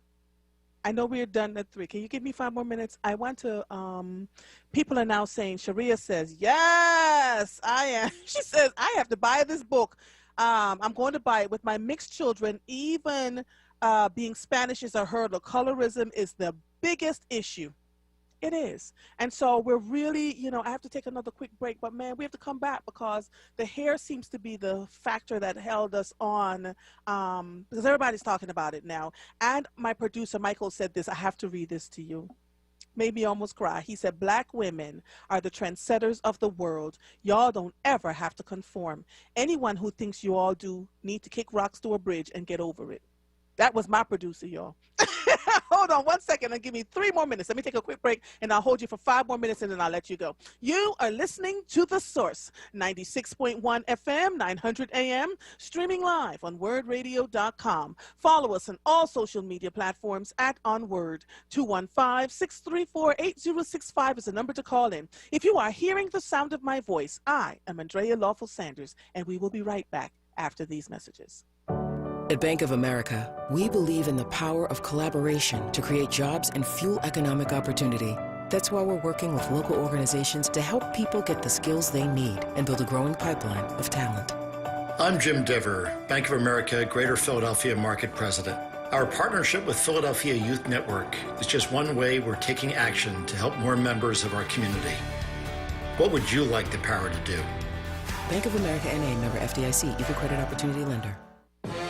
Join WURD Radio for our 6th annual Jackie Robinson Day live broadcast. Thursday, April 15th from 1 p.m. till 4 p.m. Hosted by Charles Ellison and Andrea Lawful Sanders. In celebration of Jackie Robinson, who revolutionized Major League Baseball by breaking racial barriers, this year we're taking a look at how Robinson and other Black athletes have played a pivotal role in advocating for social justice. You don't want to miss it. Thursday, April 15th from 1 p.m. till 4 p.m. exclusively on WURD Radio, 96.1 FM and 900 AM WURD. Streaming live on WURDradio.com, the WURD Radio app, or watch live on WURD TV via Facebook and YouTube. WURD Radio's special Jackie Robinson Day celebration is brought to you by Pico, Brown's Family ShopRite, and the Family Business Partners, Hers Snack Food, Amoroso's, and Dietz & Watson. The WURD Radio newsletter, keeping you informed, engaged, and connected. Sign up by visiting WURDradio.com. Scroll to the bottom of the page and type your email address under Connect with Us. You'll receive the latest information on WURD Radio, messages from our president and CEO, Sarah Lomax Reese, exclusive articles and multimedia content, and resources. Stay informed with the WURD Radio newsletter. This is WURD Radio, 96.1 FM and 900 AM WURD Philadelphia. Black Talk Media. You're listening to The Source with Andrea Lawful Sanders on WURD Radio. Streaming live on WURDradio.com and the WURD Radio app. Welcome back to The Source. If you're just joining us, I'm sorry you missed a great interview. You're just going to have to back and press rewind, honey. I had the authors of Strong Black Girls, Reclaiming Schools in Our Image, Afia Mbolishaka, Daniel Apugo, and Lynette Mahwini. Amazing women in their own right. We had just gotten revved up, but I just wanted to say thank you so much, ladies, for being a part of this riveting conversation. Tell your folks that I'd like to keep talking to you. We're going to do this again. We're going to have a book club every month to talk about different parts of the book, because you've touched several nerves over here. You absolutely have. So wherever you can find the time to come back on my show, we'll keep this going. The book again is called Strong Black Girls, Reclaiming Schools in Our Image. You can find them at bookshop.org, Sankofa Bookstore, Harriet's Bookstore. Someone just ordered it from Harriet's, and Uncle Bobby's. Anywhere that Black bookstores are to support Black small businesses. Thank you, ladies, so much. It was a pleasure. It was such a pleasure. Thank Then you. I get some sleep. All right, I'll talk to you all later. Bye-bye. Thank you. I really appreciate it. Oh, you're so welcome. Bye-bye. Oh my gosh, that was so good. So listen, the 3 o'clock hour belongs to the WURD listeners, recognizing that I was not on Thursday, recognizing that my shows will be emptied on this Thursday and the following Thursday. The Jackie Robinson Day is this coming Thursday, so all my normal guests will not be on, and the following Thursday will be Earth Day. I just wanted to talk to you all a little bit, so please pick up the phone and call me, 215-634-8065. That conversation touched every nerve for me, because even today I have to check people's souls. Well, who does she think she is, and why is she so opinionated? We were all born here with a voice, and you can tell the trauma that black women, grown black women, have gone through based on how they treat each other as adults. That meanness, that circumspectness, that pitting people against each other. That's trauma. That is all your trauma. And what we have to work on is getting a level of vulnerability and go work on ourselves instead of spewing our vomit all over everybody in the way that we behave and carry on with other people. I said this the other day. I wrote an article about the caste system within us. Again, must thank Woody and all the WURD listeners. I wrote a huge piece about, after speaking to Nadira Branch, around what we do with each other as black and brown people, and specifically black people, and those who are from the Caribbean and from the African continent, and how we treat the children of enslaved Africans that are born here in the United States of America.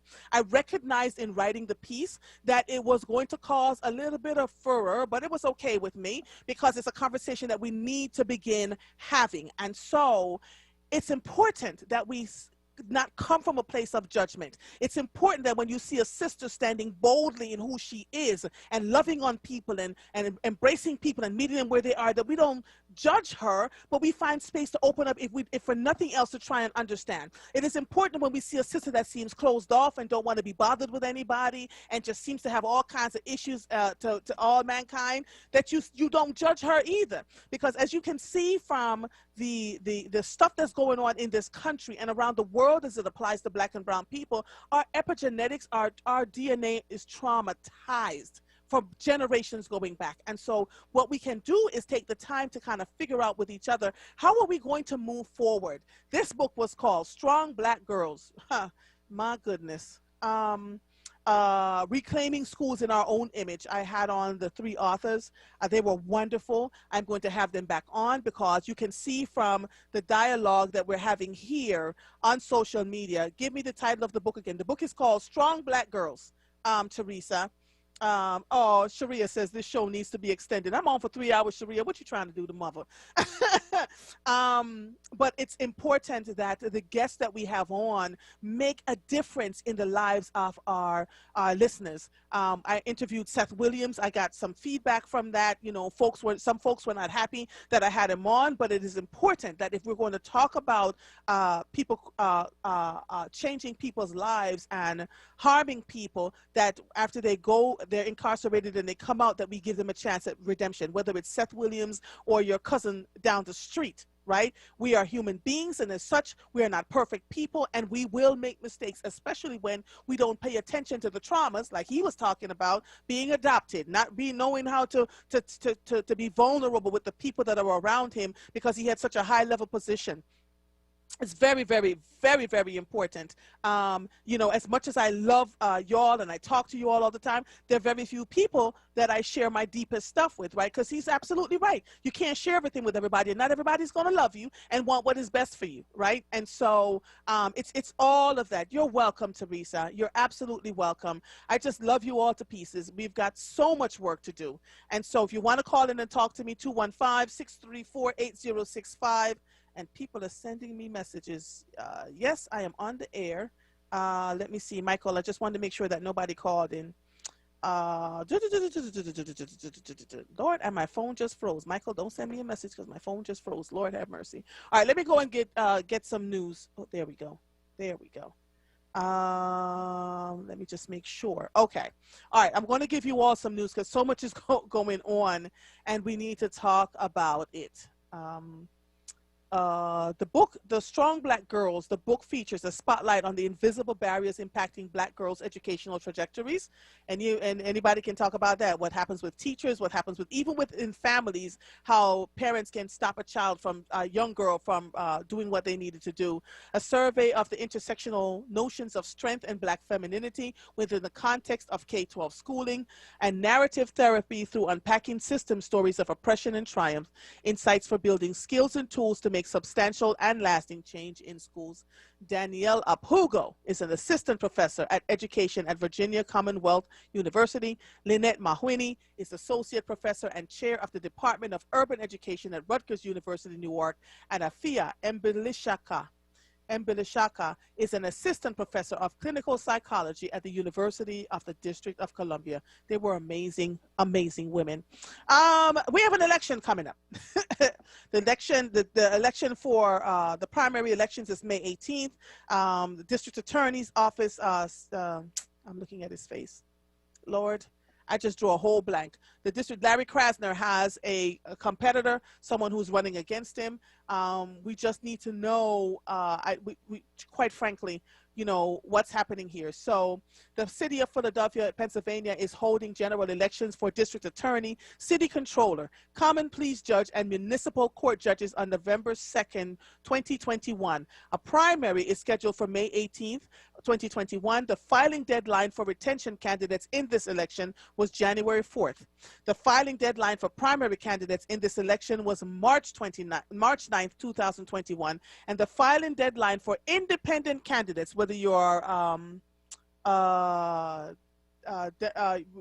if you're not Democrat or Republican, but you're independent, and this election is August 2nd, 2021. And so you just pay attention. The candidate for the Democratic primary election is Larry Krasner, and he is a competitor in Carlos Vega, someone who I have not spoken to, so I'm going to look him up and see.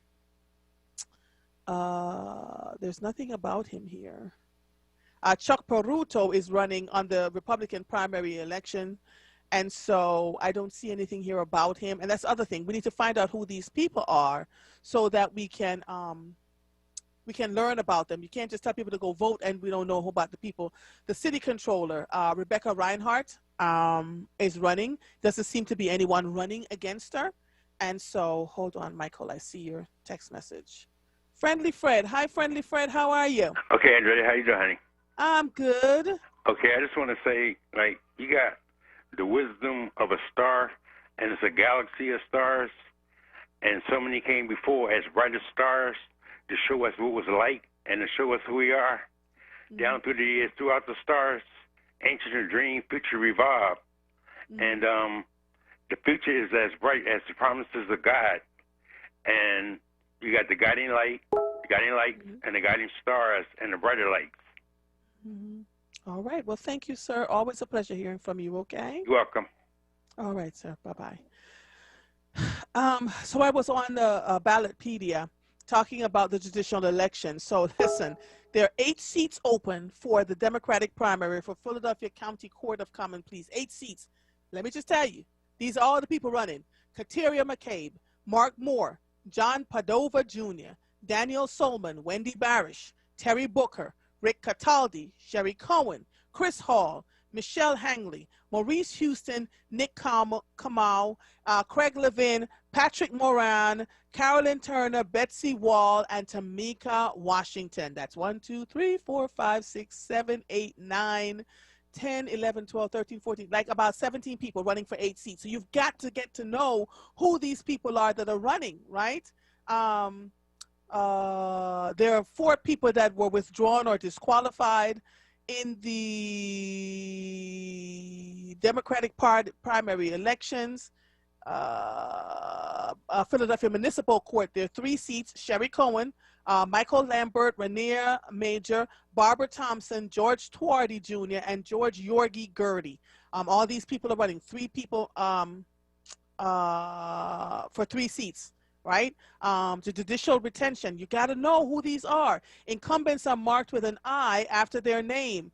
Diana Allott, Dennis Cohen, Rosemarie DeFino, Nastasi. Who are these judges, right? They're running to keep their seats. They've been there for 10 years, want to do another 10 years. Angelo Foglietta, Gary Glazer, Jonathan Q. Irvine, Elizabeth Jackson. Who are these judges? You want to know who these people are. James Murray Lynn, Sean Kennedy, Barbara A. McDermott. If you don't want these people to retain their seats, you want to make sure that you go on and you vote them to not retain their seats. It's just not automatic. You can choose to keep them there or not. Arnold L. New, George W. Overton, Robert Rebstock, and Edward Wright. In the Philadelphia Municipal Court retention elections, here we go. Frank T. Brady, Patrick Dugan, Charles Hayden, hold on, Christine Hope, Gerard Kozinski, Marcia Neefield, Jaffe Pittman, Craig M. Washington, I know Judge Washington, and Sharon Williams Luzier. Lynn, how are you? Darby. Hi, Lynn, how are you? Lynn? Can you hear me? I can hear you now. What's going on, lady? Oh, wonderful, wonderful, wonderful. Hi, WURD family. I just wanted to tell you some quick information. You know, I keep WURD on all day, and then I keep the TV on with the sound down. So on Miss Cameron's show, that comes on 10 o'clock, Channel 6, and then she rebroadcasts it about 1 o'clock in the morning. But anyway, she had this great show on about STEM studies for our black youth, and this white lady who is the starter of Tinder. I think Tinder is a dating site, and anyway, Tinder did her wrong, and she left, and she started another company called Bumble. And do you know, to this day, she is a billionaire, and she's concentrating on helping women of color with their entrepreneurial businesses. And I thought that was so nice. That was one lady, and the rest of them were helping out with stem cells. They all had to do with stem cells and the youth and young women of color. So, WURD family, if you can go back and, you know these gadgets, I don't understand. Yes. Maybe you could get it on demand, but I know she comes on about 1 o'clock. They rebroadcast her show, but it was an excellent show. And especially to get that help from the founder of Tinder. And she left because she said the people at her job, the executives, were sexually harassing her own company now. So she left and started a new company, Bumble, and she's a billionaire, and she helps young black entrepreneurs. Isn't that nice, Mother? It is, Lynn. Women have gone through so much. Isn't it amazing? Lord have mercy. Yes. And I was so proud of her for being a white young woman helping our black women today, and the rest of the ladies help out our black youth in the stem cell. And the thing about it, she said, you don't even have to know about all that math and all that kind of stuff. They wean you into it. So I thought that was very interesting. And I just want to give out a shout out to Dr. Ayla Stanford. I enjoyed the celebration this morning on Good Morning America, and I'm so proud of her. And Mother, I am so proud of you for bringing us this information and helping our youth and people. We got a serious gun violence program. I mean, you could be so on any level involved, answering phones, talking to the youth, which I do in the neighborhood, and anything you could do. But we all got to do something because it's our problem, and we gotta get this solved. We gotta get this solved. I agree with you. And so, you know, Lynn, let me say this to you, which is why we talk so much about really working with our young people here. I have a dynamic group of them coming on tomorrow from around the country. Oh, mother don't play. So I'm trying to make sure we, reach our youth where they are, and, not just so focused on the gun violence, but really helping those who are still reachable, right, and teachable. And even the ones who are focused on the gun violence, there is redemption for them too, right? So trying to find ways, hoping that it will reach hearts and minds, because I'm telling you, this is crazy what we have going on out here. But thank you for calling in. I appreciate you, my sister. And I appreciate you too, Mother, and you have a blessed day. Take care. You too, my sister. You. I will. All right. Bye-bye. Last week, I was on the air talking about going to see Dr. Blake. I just clicked on the WURD link for the Go to Know Stop Colon Cancer. And, the first time I discussed it, and I know I have a couple of other callers, so I'm going to get them too. The first time I discussed it was when, and I don't know why I'm having a brain freeze. Help me, Michael. The gentleman from Black Panther, Chadwick Boseman, died. And I met another gentleman who was 35 years old who writes this really great book on race theory. Can't remember his name now. He had colon cancer, stage 4 colon cancer, and almost died, right? And so we really want to make sure that more and more people, but folks don't want to go through the prep work, and they don't want to go through all the other things. But on the Go to Know Stop Cancer, Colon Cancer Now, WURD Radio, with support from the Colorectal Cancer Alliance, Penn Medicine Lab Corp, and the Independence Blue Cross Foundation is raising awareness about the impact of colorectal cancer on the African American community. It is our diet, oftentimes it is our DNA, and it's our sedentary lifestyles. Colorectal cancer is extremely common, and African Americans are at a higher risk for it than most other groups. Fortunately, you can prevent most colorectal cancer with screening tests.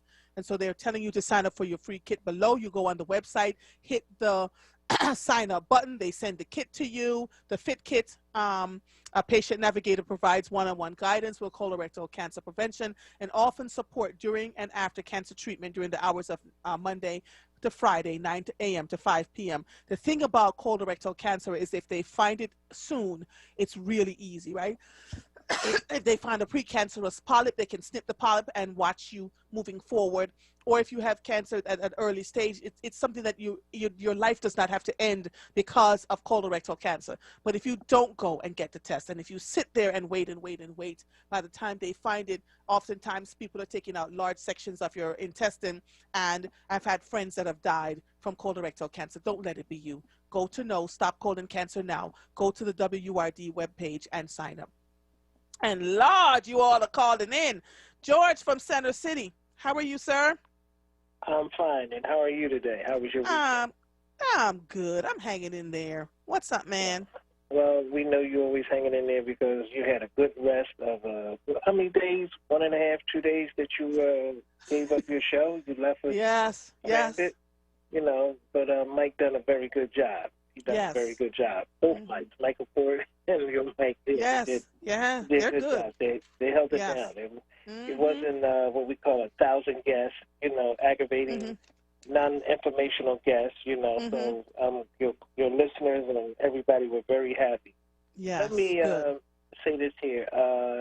First of all, if you're a boss and, you come forward and say, well, I was asking for resources and nobody would help me, and I'm glad they came in and doing what they're doing. Does that mean that you give up on your job, you're not qualified for your job, or you're embarrassing, or your boss not supporting you? In your opinion, in short terms, what is your humble opinion of saying what?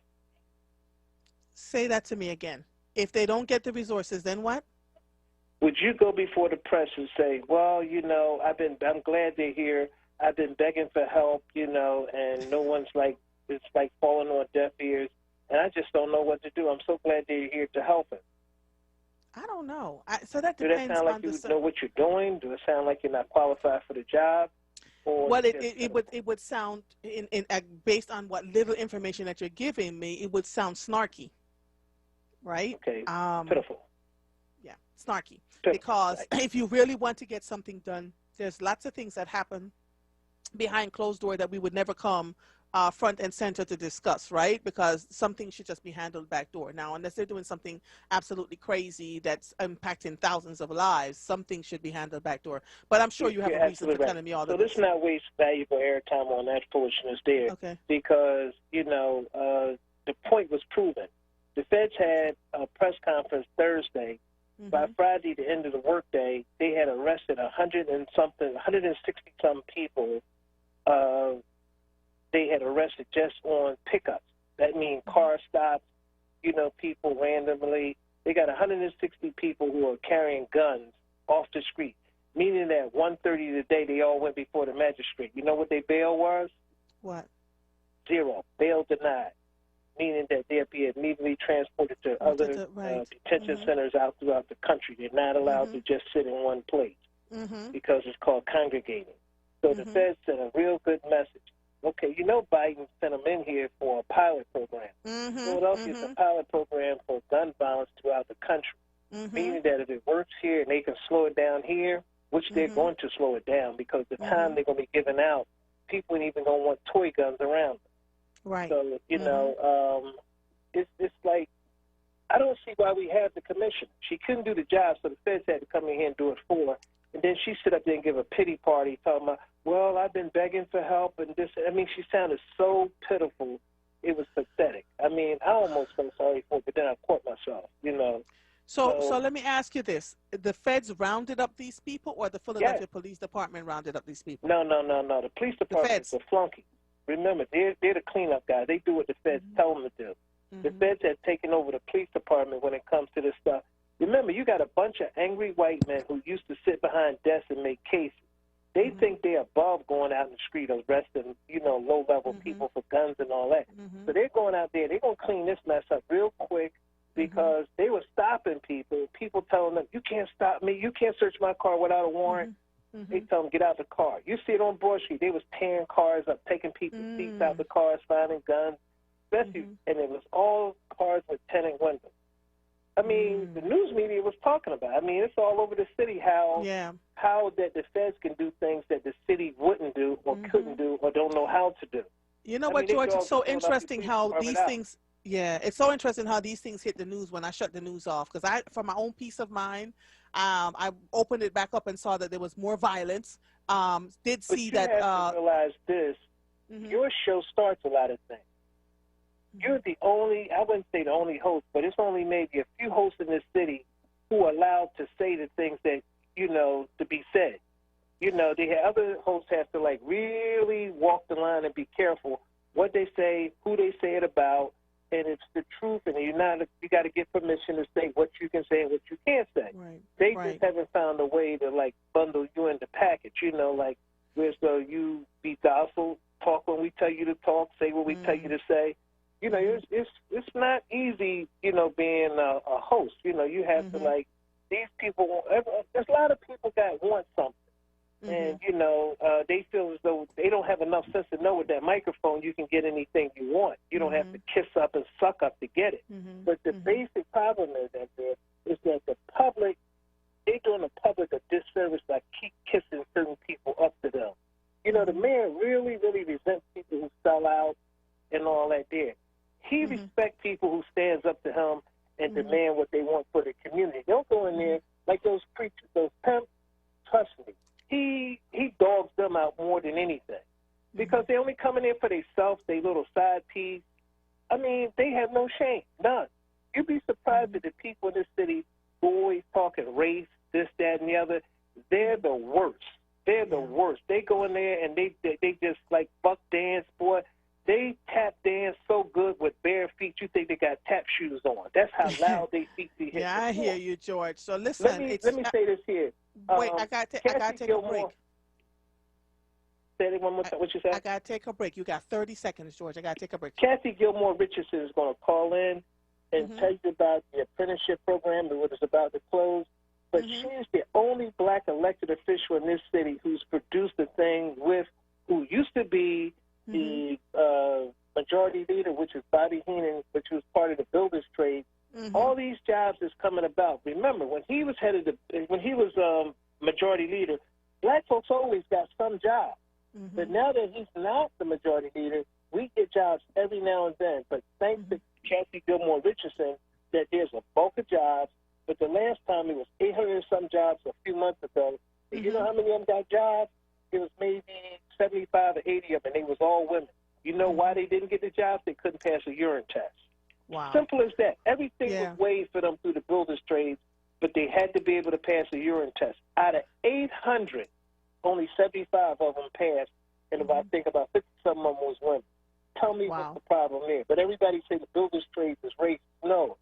You're racist because you keep racist that foolishness behavior instead of telling people to clean themselves up and do what's right to get a job that's making $100 and something an hour. All right, George. Give it to you. Have a good one. Listen, thank you, honey, because now you have me 2 minutes past break time, and they shoot me over here. You are listening to The Source, 96.1 FM, 900 AM, streaming live on WURDradio.com. Follow us on all social media platforms at onWURD. 215-634-8065 is the number to call in.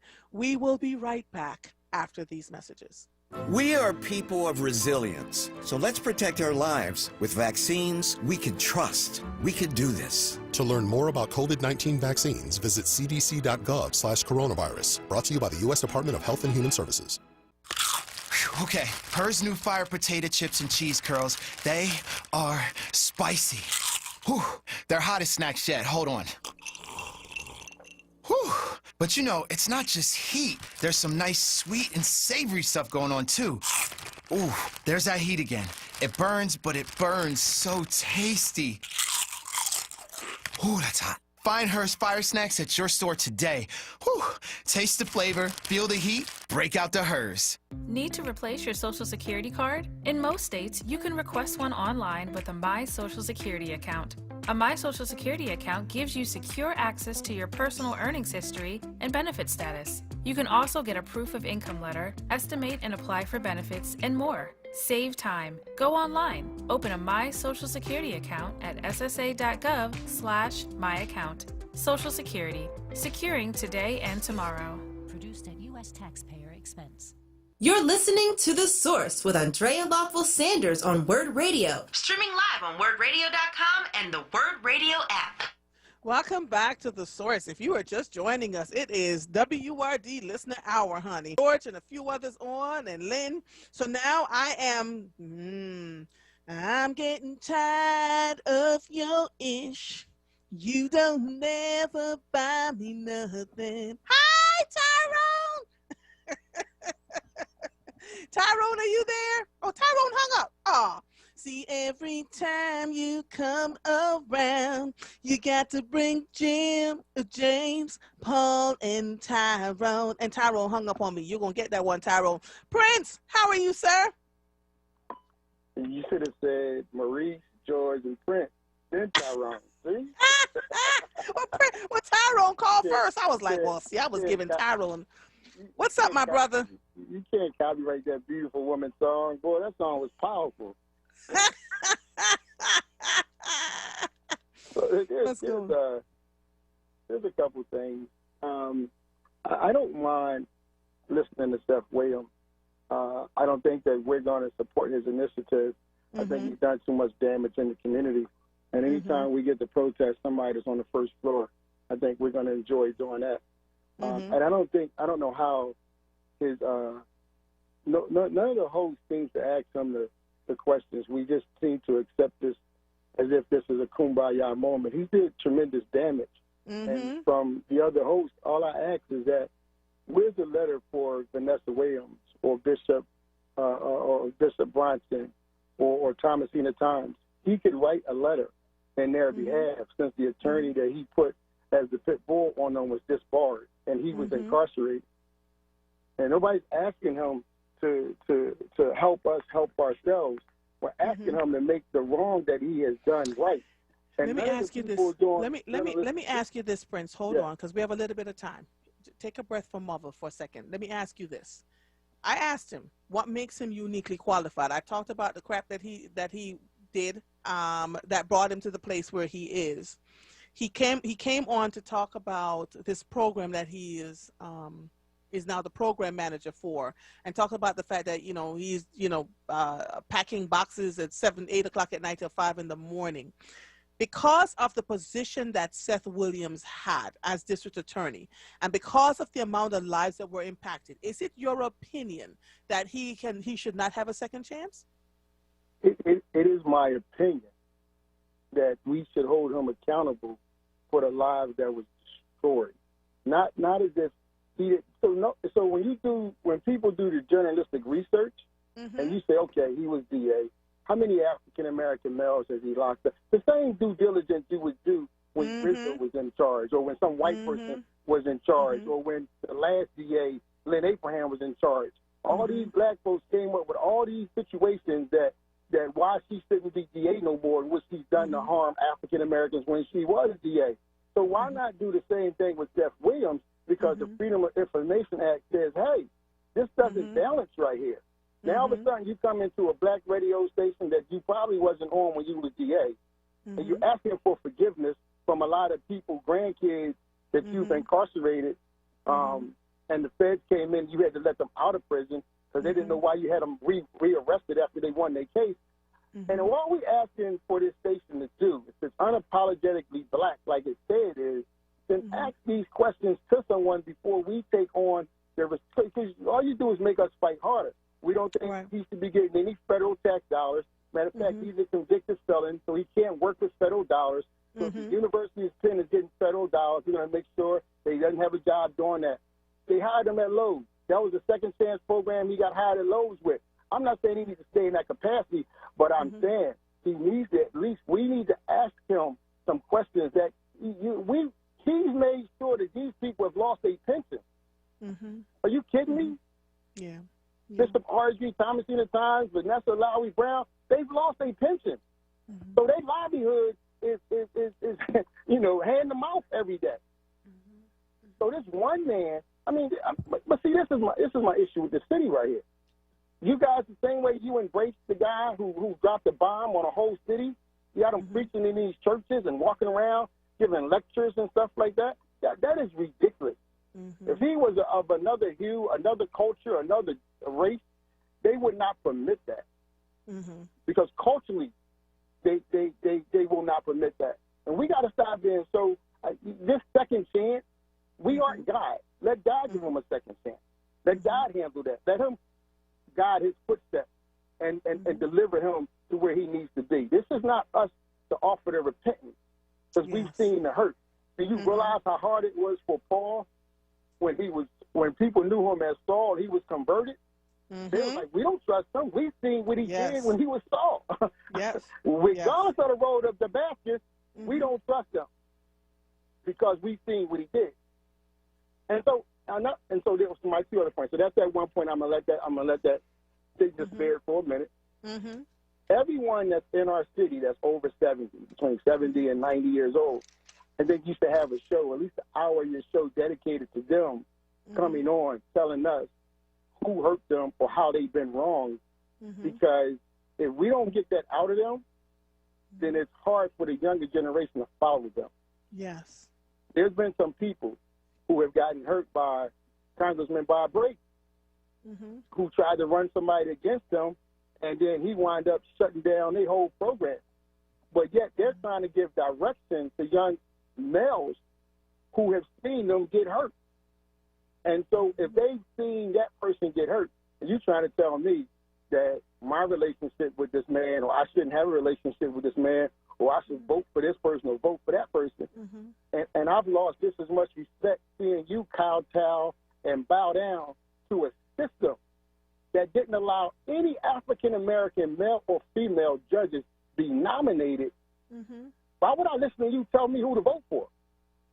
There was not one nomination out of all the bright people you know that are attorneys in this city. There was not one nominated for a judgeship by a Democratic Party who was supported by African American and chaired by a non-African American. So you see what's hurting us in this city right here? I do. This is not just hurting us. It is doing damage to us because we no longer trust those people who are telling us, go vote for Biden, go vote for Kamala, go vote for the people we tell you to vote for. And yet we've seen those very people put dogs on you, put water hoses on you, hurt you, and because you got pictures that you held hands with Martin or you held hands with John Connors or something, that has no relevance now that we're going through the same HELL right now. The similarities of what we're going through is only because our elders hadn't had a voice to speak about their hurt to anybody, to get it off their chest. And so what they do, they're the first ones to call the cops on us. They're the first ones to say that we need to be something with the white man. They're the first ones to, see us as what we have as selling drugs. They don't know what or how we obtained it, but they're the first ones to say something negative or say, well, if they were black, they would have shot them at the White House or at the Capitol. Why do we need to be black? Whatever punishment that those folks encounter, let them encounter. Why is there always a description of us? If it was us, they'd have shot us. Right. And my last point is that if you're going to bring people in our city under witness protection, you need to have enough respect for the commissioner to notify her. You just need to do that. There's no way from the time that I've been living, there's no way somebody going to walk up, three guys going to get out of a car and shoot one man 20 times in Old City and not shoot his companion with him. Because you don't think he would have been a witness to the three guys he shot the one guy? Right. They usually shoot all of them. Cousins, friends, everybody goes down for the count. And so you knew it was witness protection because you had three federal agencies, Homeland Security, DEA, and FBI. And when that happens, this guy must have been really important to somebody at some point in time. And yet this is the kind of stuff that we had lacked, the journalistic investigation that we used to do some 20, 30 years ago, whether it was the Sun paper or whether it was Vogel's paper. We used to be having press passes to go on those crime scenes so you can give us a different perspective now. Now we let Yuki and the rest of them read it to us, and they have no compassion about the 600 lives. They have no compassion about the 14-year-old that got shot in the head, no compassion about the woman that got killed that was pregnant, and no compassion about the guy who was our boyfriend who they had deemed to be a criminal when he's a missing person. His record, he had previous records of, that's inconsequential because he's missing. When you find him, you can say he had a previous record of kidnapping or shooting or anger, but right now, to his parents, he's a missing person. And that was his girlfriend. And so we keep letting the narrative play out the way they like the narrative because we don't have enough media outlets that have been honest with us. They have not been honest with us. And we heard every day on this station right here because, one, we got to wait till 1 to 4 to talk. And before that, you got preachers all the way up until that point who preach everything but the salvation of us in this city. So you want us to coexist. My 23-year-old niece and my 90-year-old grandma can care less about ecosystems. Period. You keep programming me into something that you will never get the 23-year-old people to care about the environment right now. You'll never get my 90-year-old grandma to care about the environment right now because she's too worried about whose son or grandson has gotten killed today. So I've asked this question, if we can sit with programming, what happens is there's only going to be enough time where we say we can't sit with these people that we raise enough money and buy our own stuff. I'm an advocate for owning your own, because you can't just give us what you want to give us. You can't program us. You got to give us what we need in order to see through our eyes or your eyes what it is that's happening in our city, And this gentrification, not the way that people keep utilizing it with moving black people out and putting white people in. No, the gentrification is because we've not competed at all in any area. You take a 16-year-old male, I don't care what public school he's going to, and you take a 16-year-old Mexican or Mexican or Puerto Rican, and you put them on a zero-turn lawnmower, and the one who can operate that lawnmower will get the job. Mm-hmm. And if our 16-year-old son can't get it, you can't hire racism. Yeah. All these people have failed to put us in a position to compete, Andrea, and they've gotten paid for that. And that's where we're losing it at. We have no qualified, capable people of competing. And then people get on here and try to defend, well, yes, we do. Well, no, we don't, because you got too many nonprofits. You got too many tents out here off these nonprofits that are getting subsidized money to make sure that all people do is stand in line when the U-Haul truck pull up and give them free food. Yeah. You keep calling it food deserts and you keep feeding them, while right across the street there's a building getting built for $80 million. If you put $80 million in my community, it shouldn't be a food desert. Right, because I should have a job to be able to buy my own food. Right. So you got mad when we would shut down the site. At Schuylkill Falls, we shut down the site and stopped the work. And they came out with 1099s all day long. W-2s, 1099s, let us work for 6 months, making a certain amount of dollars, because we didn't have enough hours to get into the union. Right. But we had an opportunity to come out the house and work on the site. Right. And so now you have all these people. And so when people say deaf hustlers or gatekeepers or people in between, why is it layers of people in between when it comes for opportunities for us? And they seem to be so dogmatic about knowing what's better for us. I know what's right for y'all. You know, well, if I can work and make a living like all these people I see with these jersey plates, then that would be better for me. Let me take care of my son the way I need to take care of him, not the way you want me to take care of him. Yeah.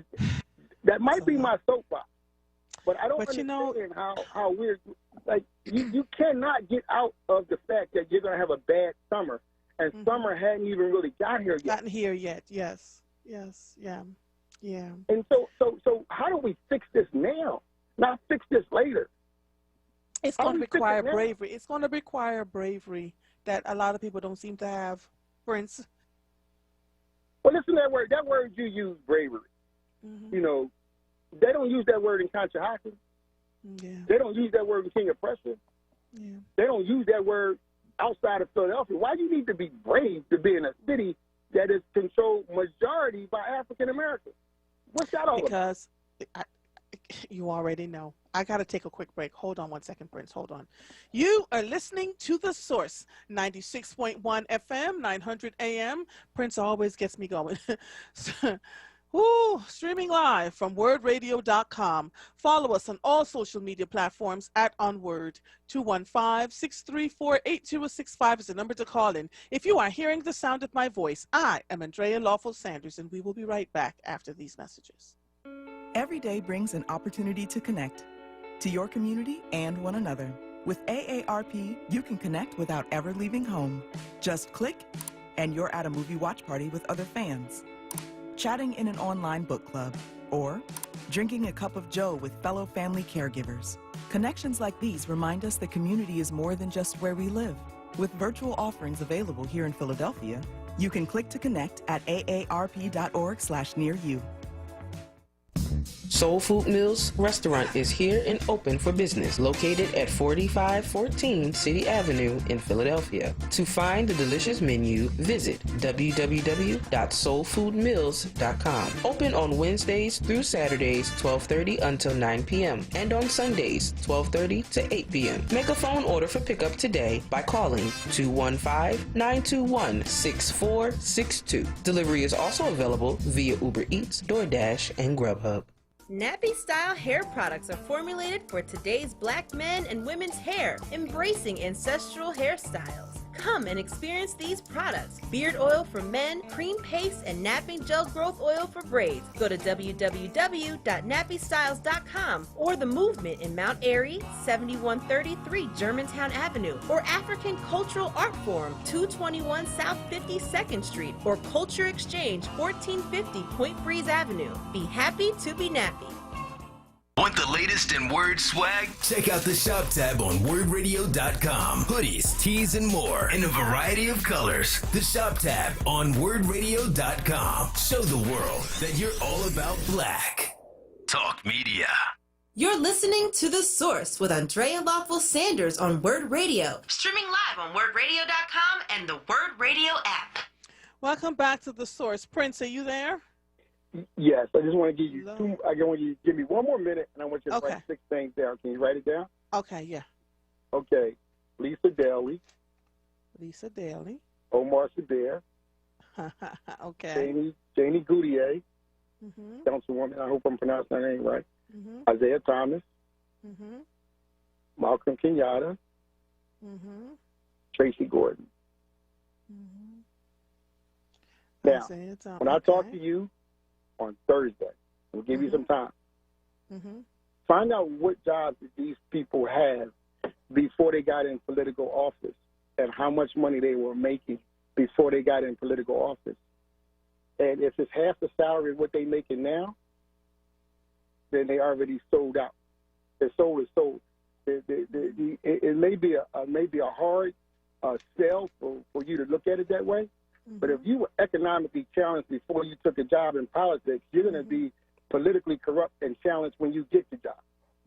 So give me the names again. You have Lisa Daly, Omar Sabir, Jamie Gaudier, Malcolm Kenyatta, Isaiah Thomas. Who was the last one? Tracy Gordon. Tracy Gordon. To register will. Okay. All right. All right. I got to go. All we asking is, if we're going to do this journalistic investigation, we're going to find out. We get what we inspect, not what we expect. Okay. All right. So you're going to have to call me back about this tomorrow, because on Thursday we have the Jackie Robinson Have a great day, and I'll talk to you Thursday. All right, my brother. All right, take it easy. Bye-bye. Lord, Prince always give me 1,000 things to look up. Now I got more things to look up, but it's okay because I learn more each day as I look.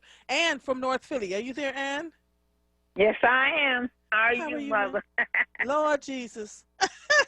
Yes. I told your producer, Michael, I thought I was going to call tomorrow, and I got to thinking. You have the young people on tomorrow, so there's no need to no old people calling. So you can call anytime you want, Miss Ann. No, so now I'm calling now because you gave the phone number so fast. Yes. And I will call about the cancer test, the phone number for that. The cancer test. So that is on WURD Radio. Hold on. Wait a minute. I'm gonna let you know. Hold on. Give Marva 1 second, okay? I'm gonna find this for you. You ready? Yes. It's 1-877 422 2030. And they'll tell you how you can get your free at-home fit kit screening test. Miss Ann, I'm getting ready to take mine, so we can do it together, okay? Yes, because I did the colonoscopy. I did. I was a big girl. I jumped the prep and all of that. So that's what I'm talking about. Yay, Miss Ann. Yes. So now you're going to do the fit kit. Oh, yes. The next is Seth Williams, the second chance. Yes. You know, I'm not going to debate it, discuss it, none of that. I'm not even, going into it.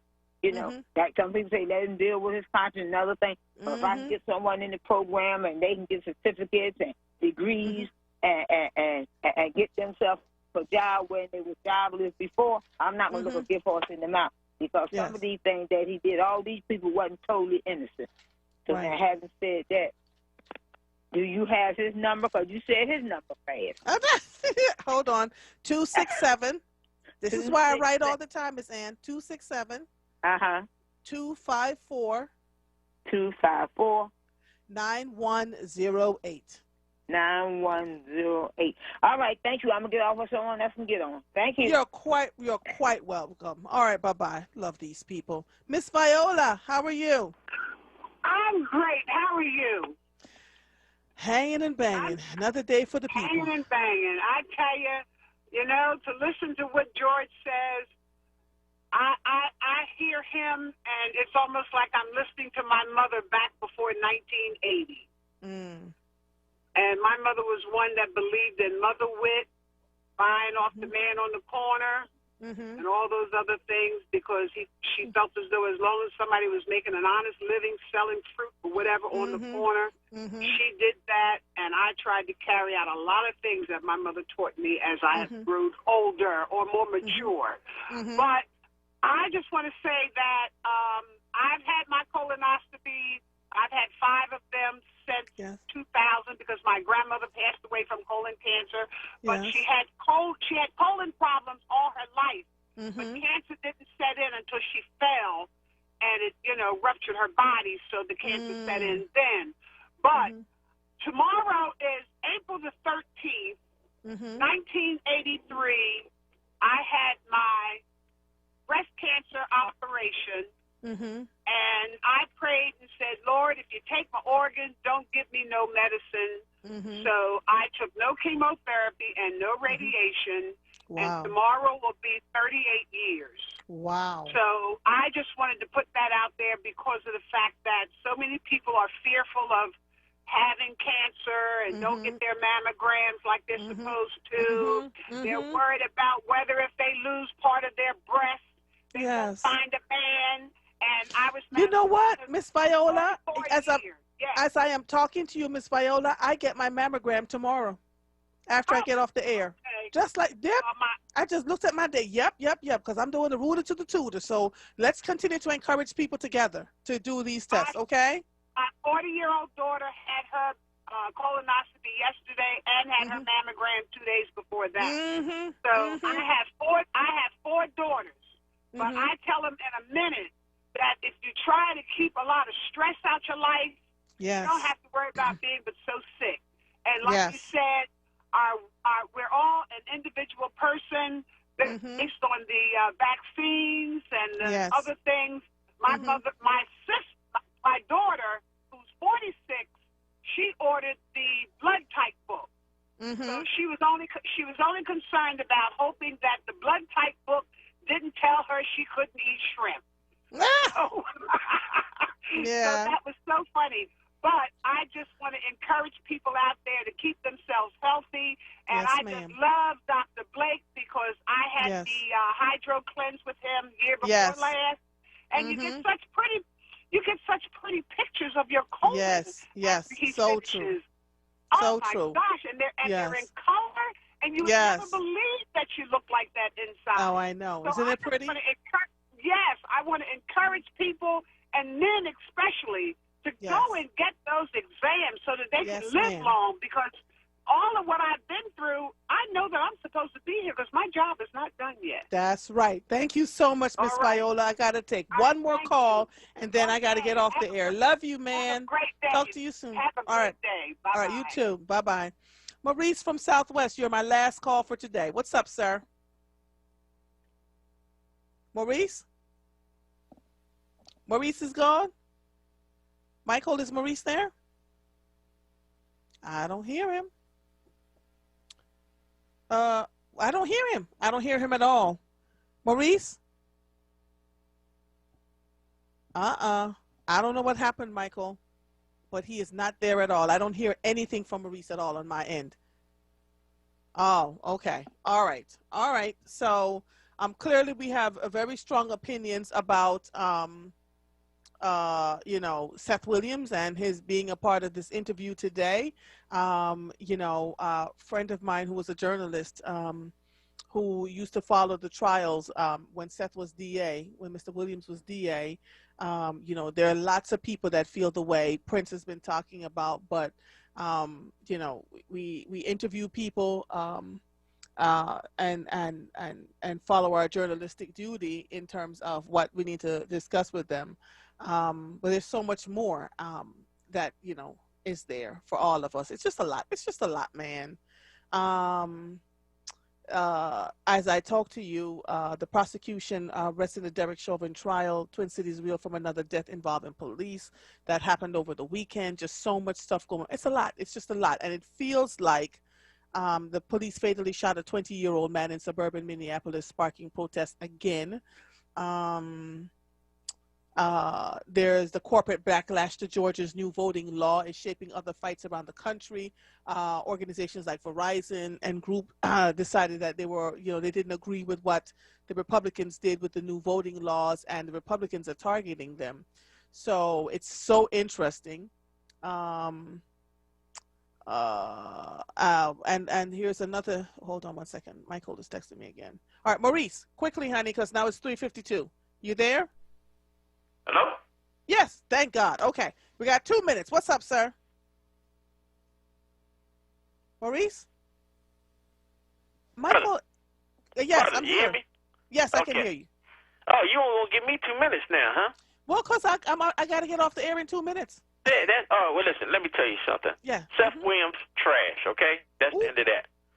Second, the commissioner has just gave up on us. She done turned this over to the feds. No more people are going to get stopped in the street, ask questions for no reason. We got to worry about that. People, we have an election. I know people are sitting around. Most people don't even know there's an election even coming. You can't just have judges on and think people are going to pay attention. That's not sexy. The sexy thing is to talk about the DA and get the guy on who won't come on the radio because he doesn't need to win the election. So he's probably not going to show up on your show. So I have to give you an abbreviated version of what's going on. And please, people, they're still killing people out there. 215-686-8477. You got any tips? Please let people know, because we got this. Black people can only save black people. How you like that one? Was that abbreviated enough for you? Yeah, yes, it was. Love you to pieces. Call me back tomorrow. Let's talk about, because I wanted to get Vega on here to talk to him too. So there's a lot going on. We're talking a little bit about the elections, but we're in April now, and stuff is getting ready to hit the fan because we have a primaries coming up. And like Maurice and them have always said, if they win the primaries, if people don't show up and folks win by 2 votes, that means they've won the election in the general, and folks just stop, working for making sure that people come out to vote, because it's just a lot. This city has a lot of intricate layers to it, and we have a lot of work to do. And so I tell you all the time, don't offer me a piece of candy, because I'm staying independent so that I can have these conversations when need be. Coming up next is Evening Words with Nick Taliaferro. I'll see y'all tomorrow. I am Andrea Lawful Sanders. I'll see you when I see you. Goodbye.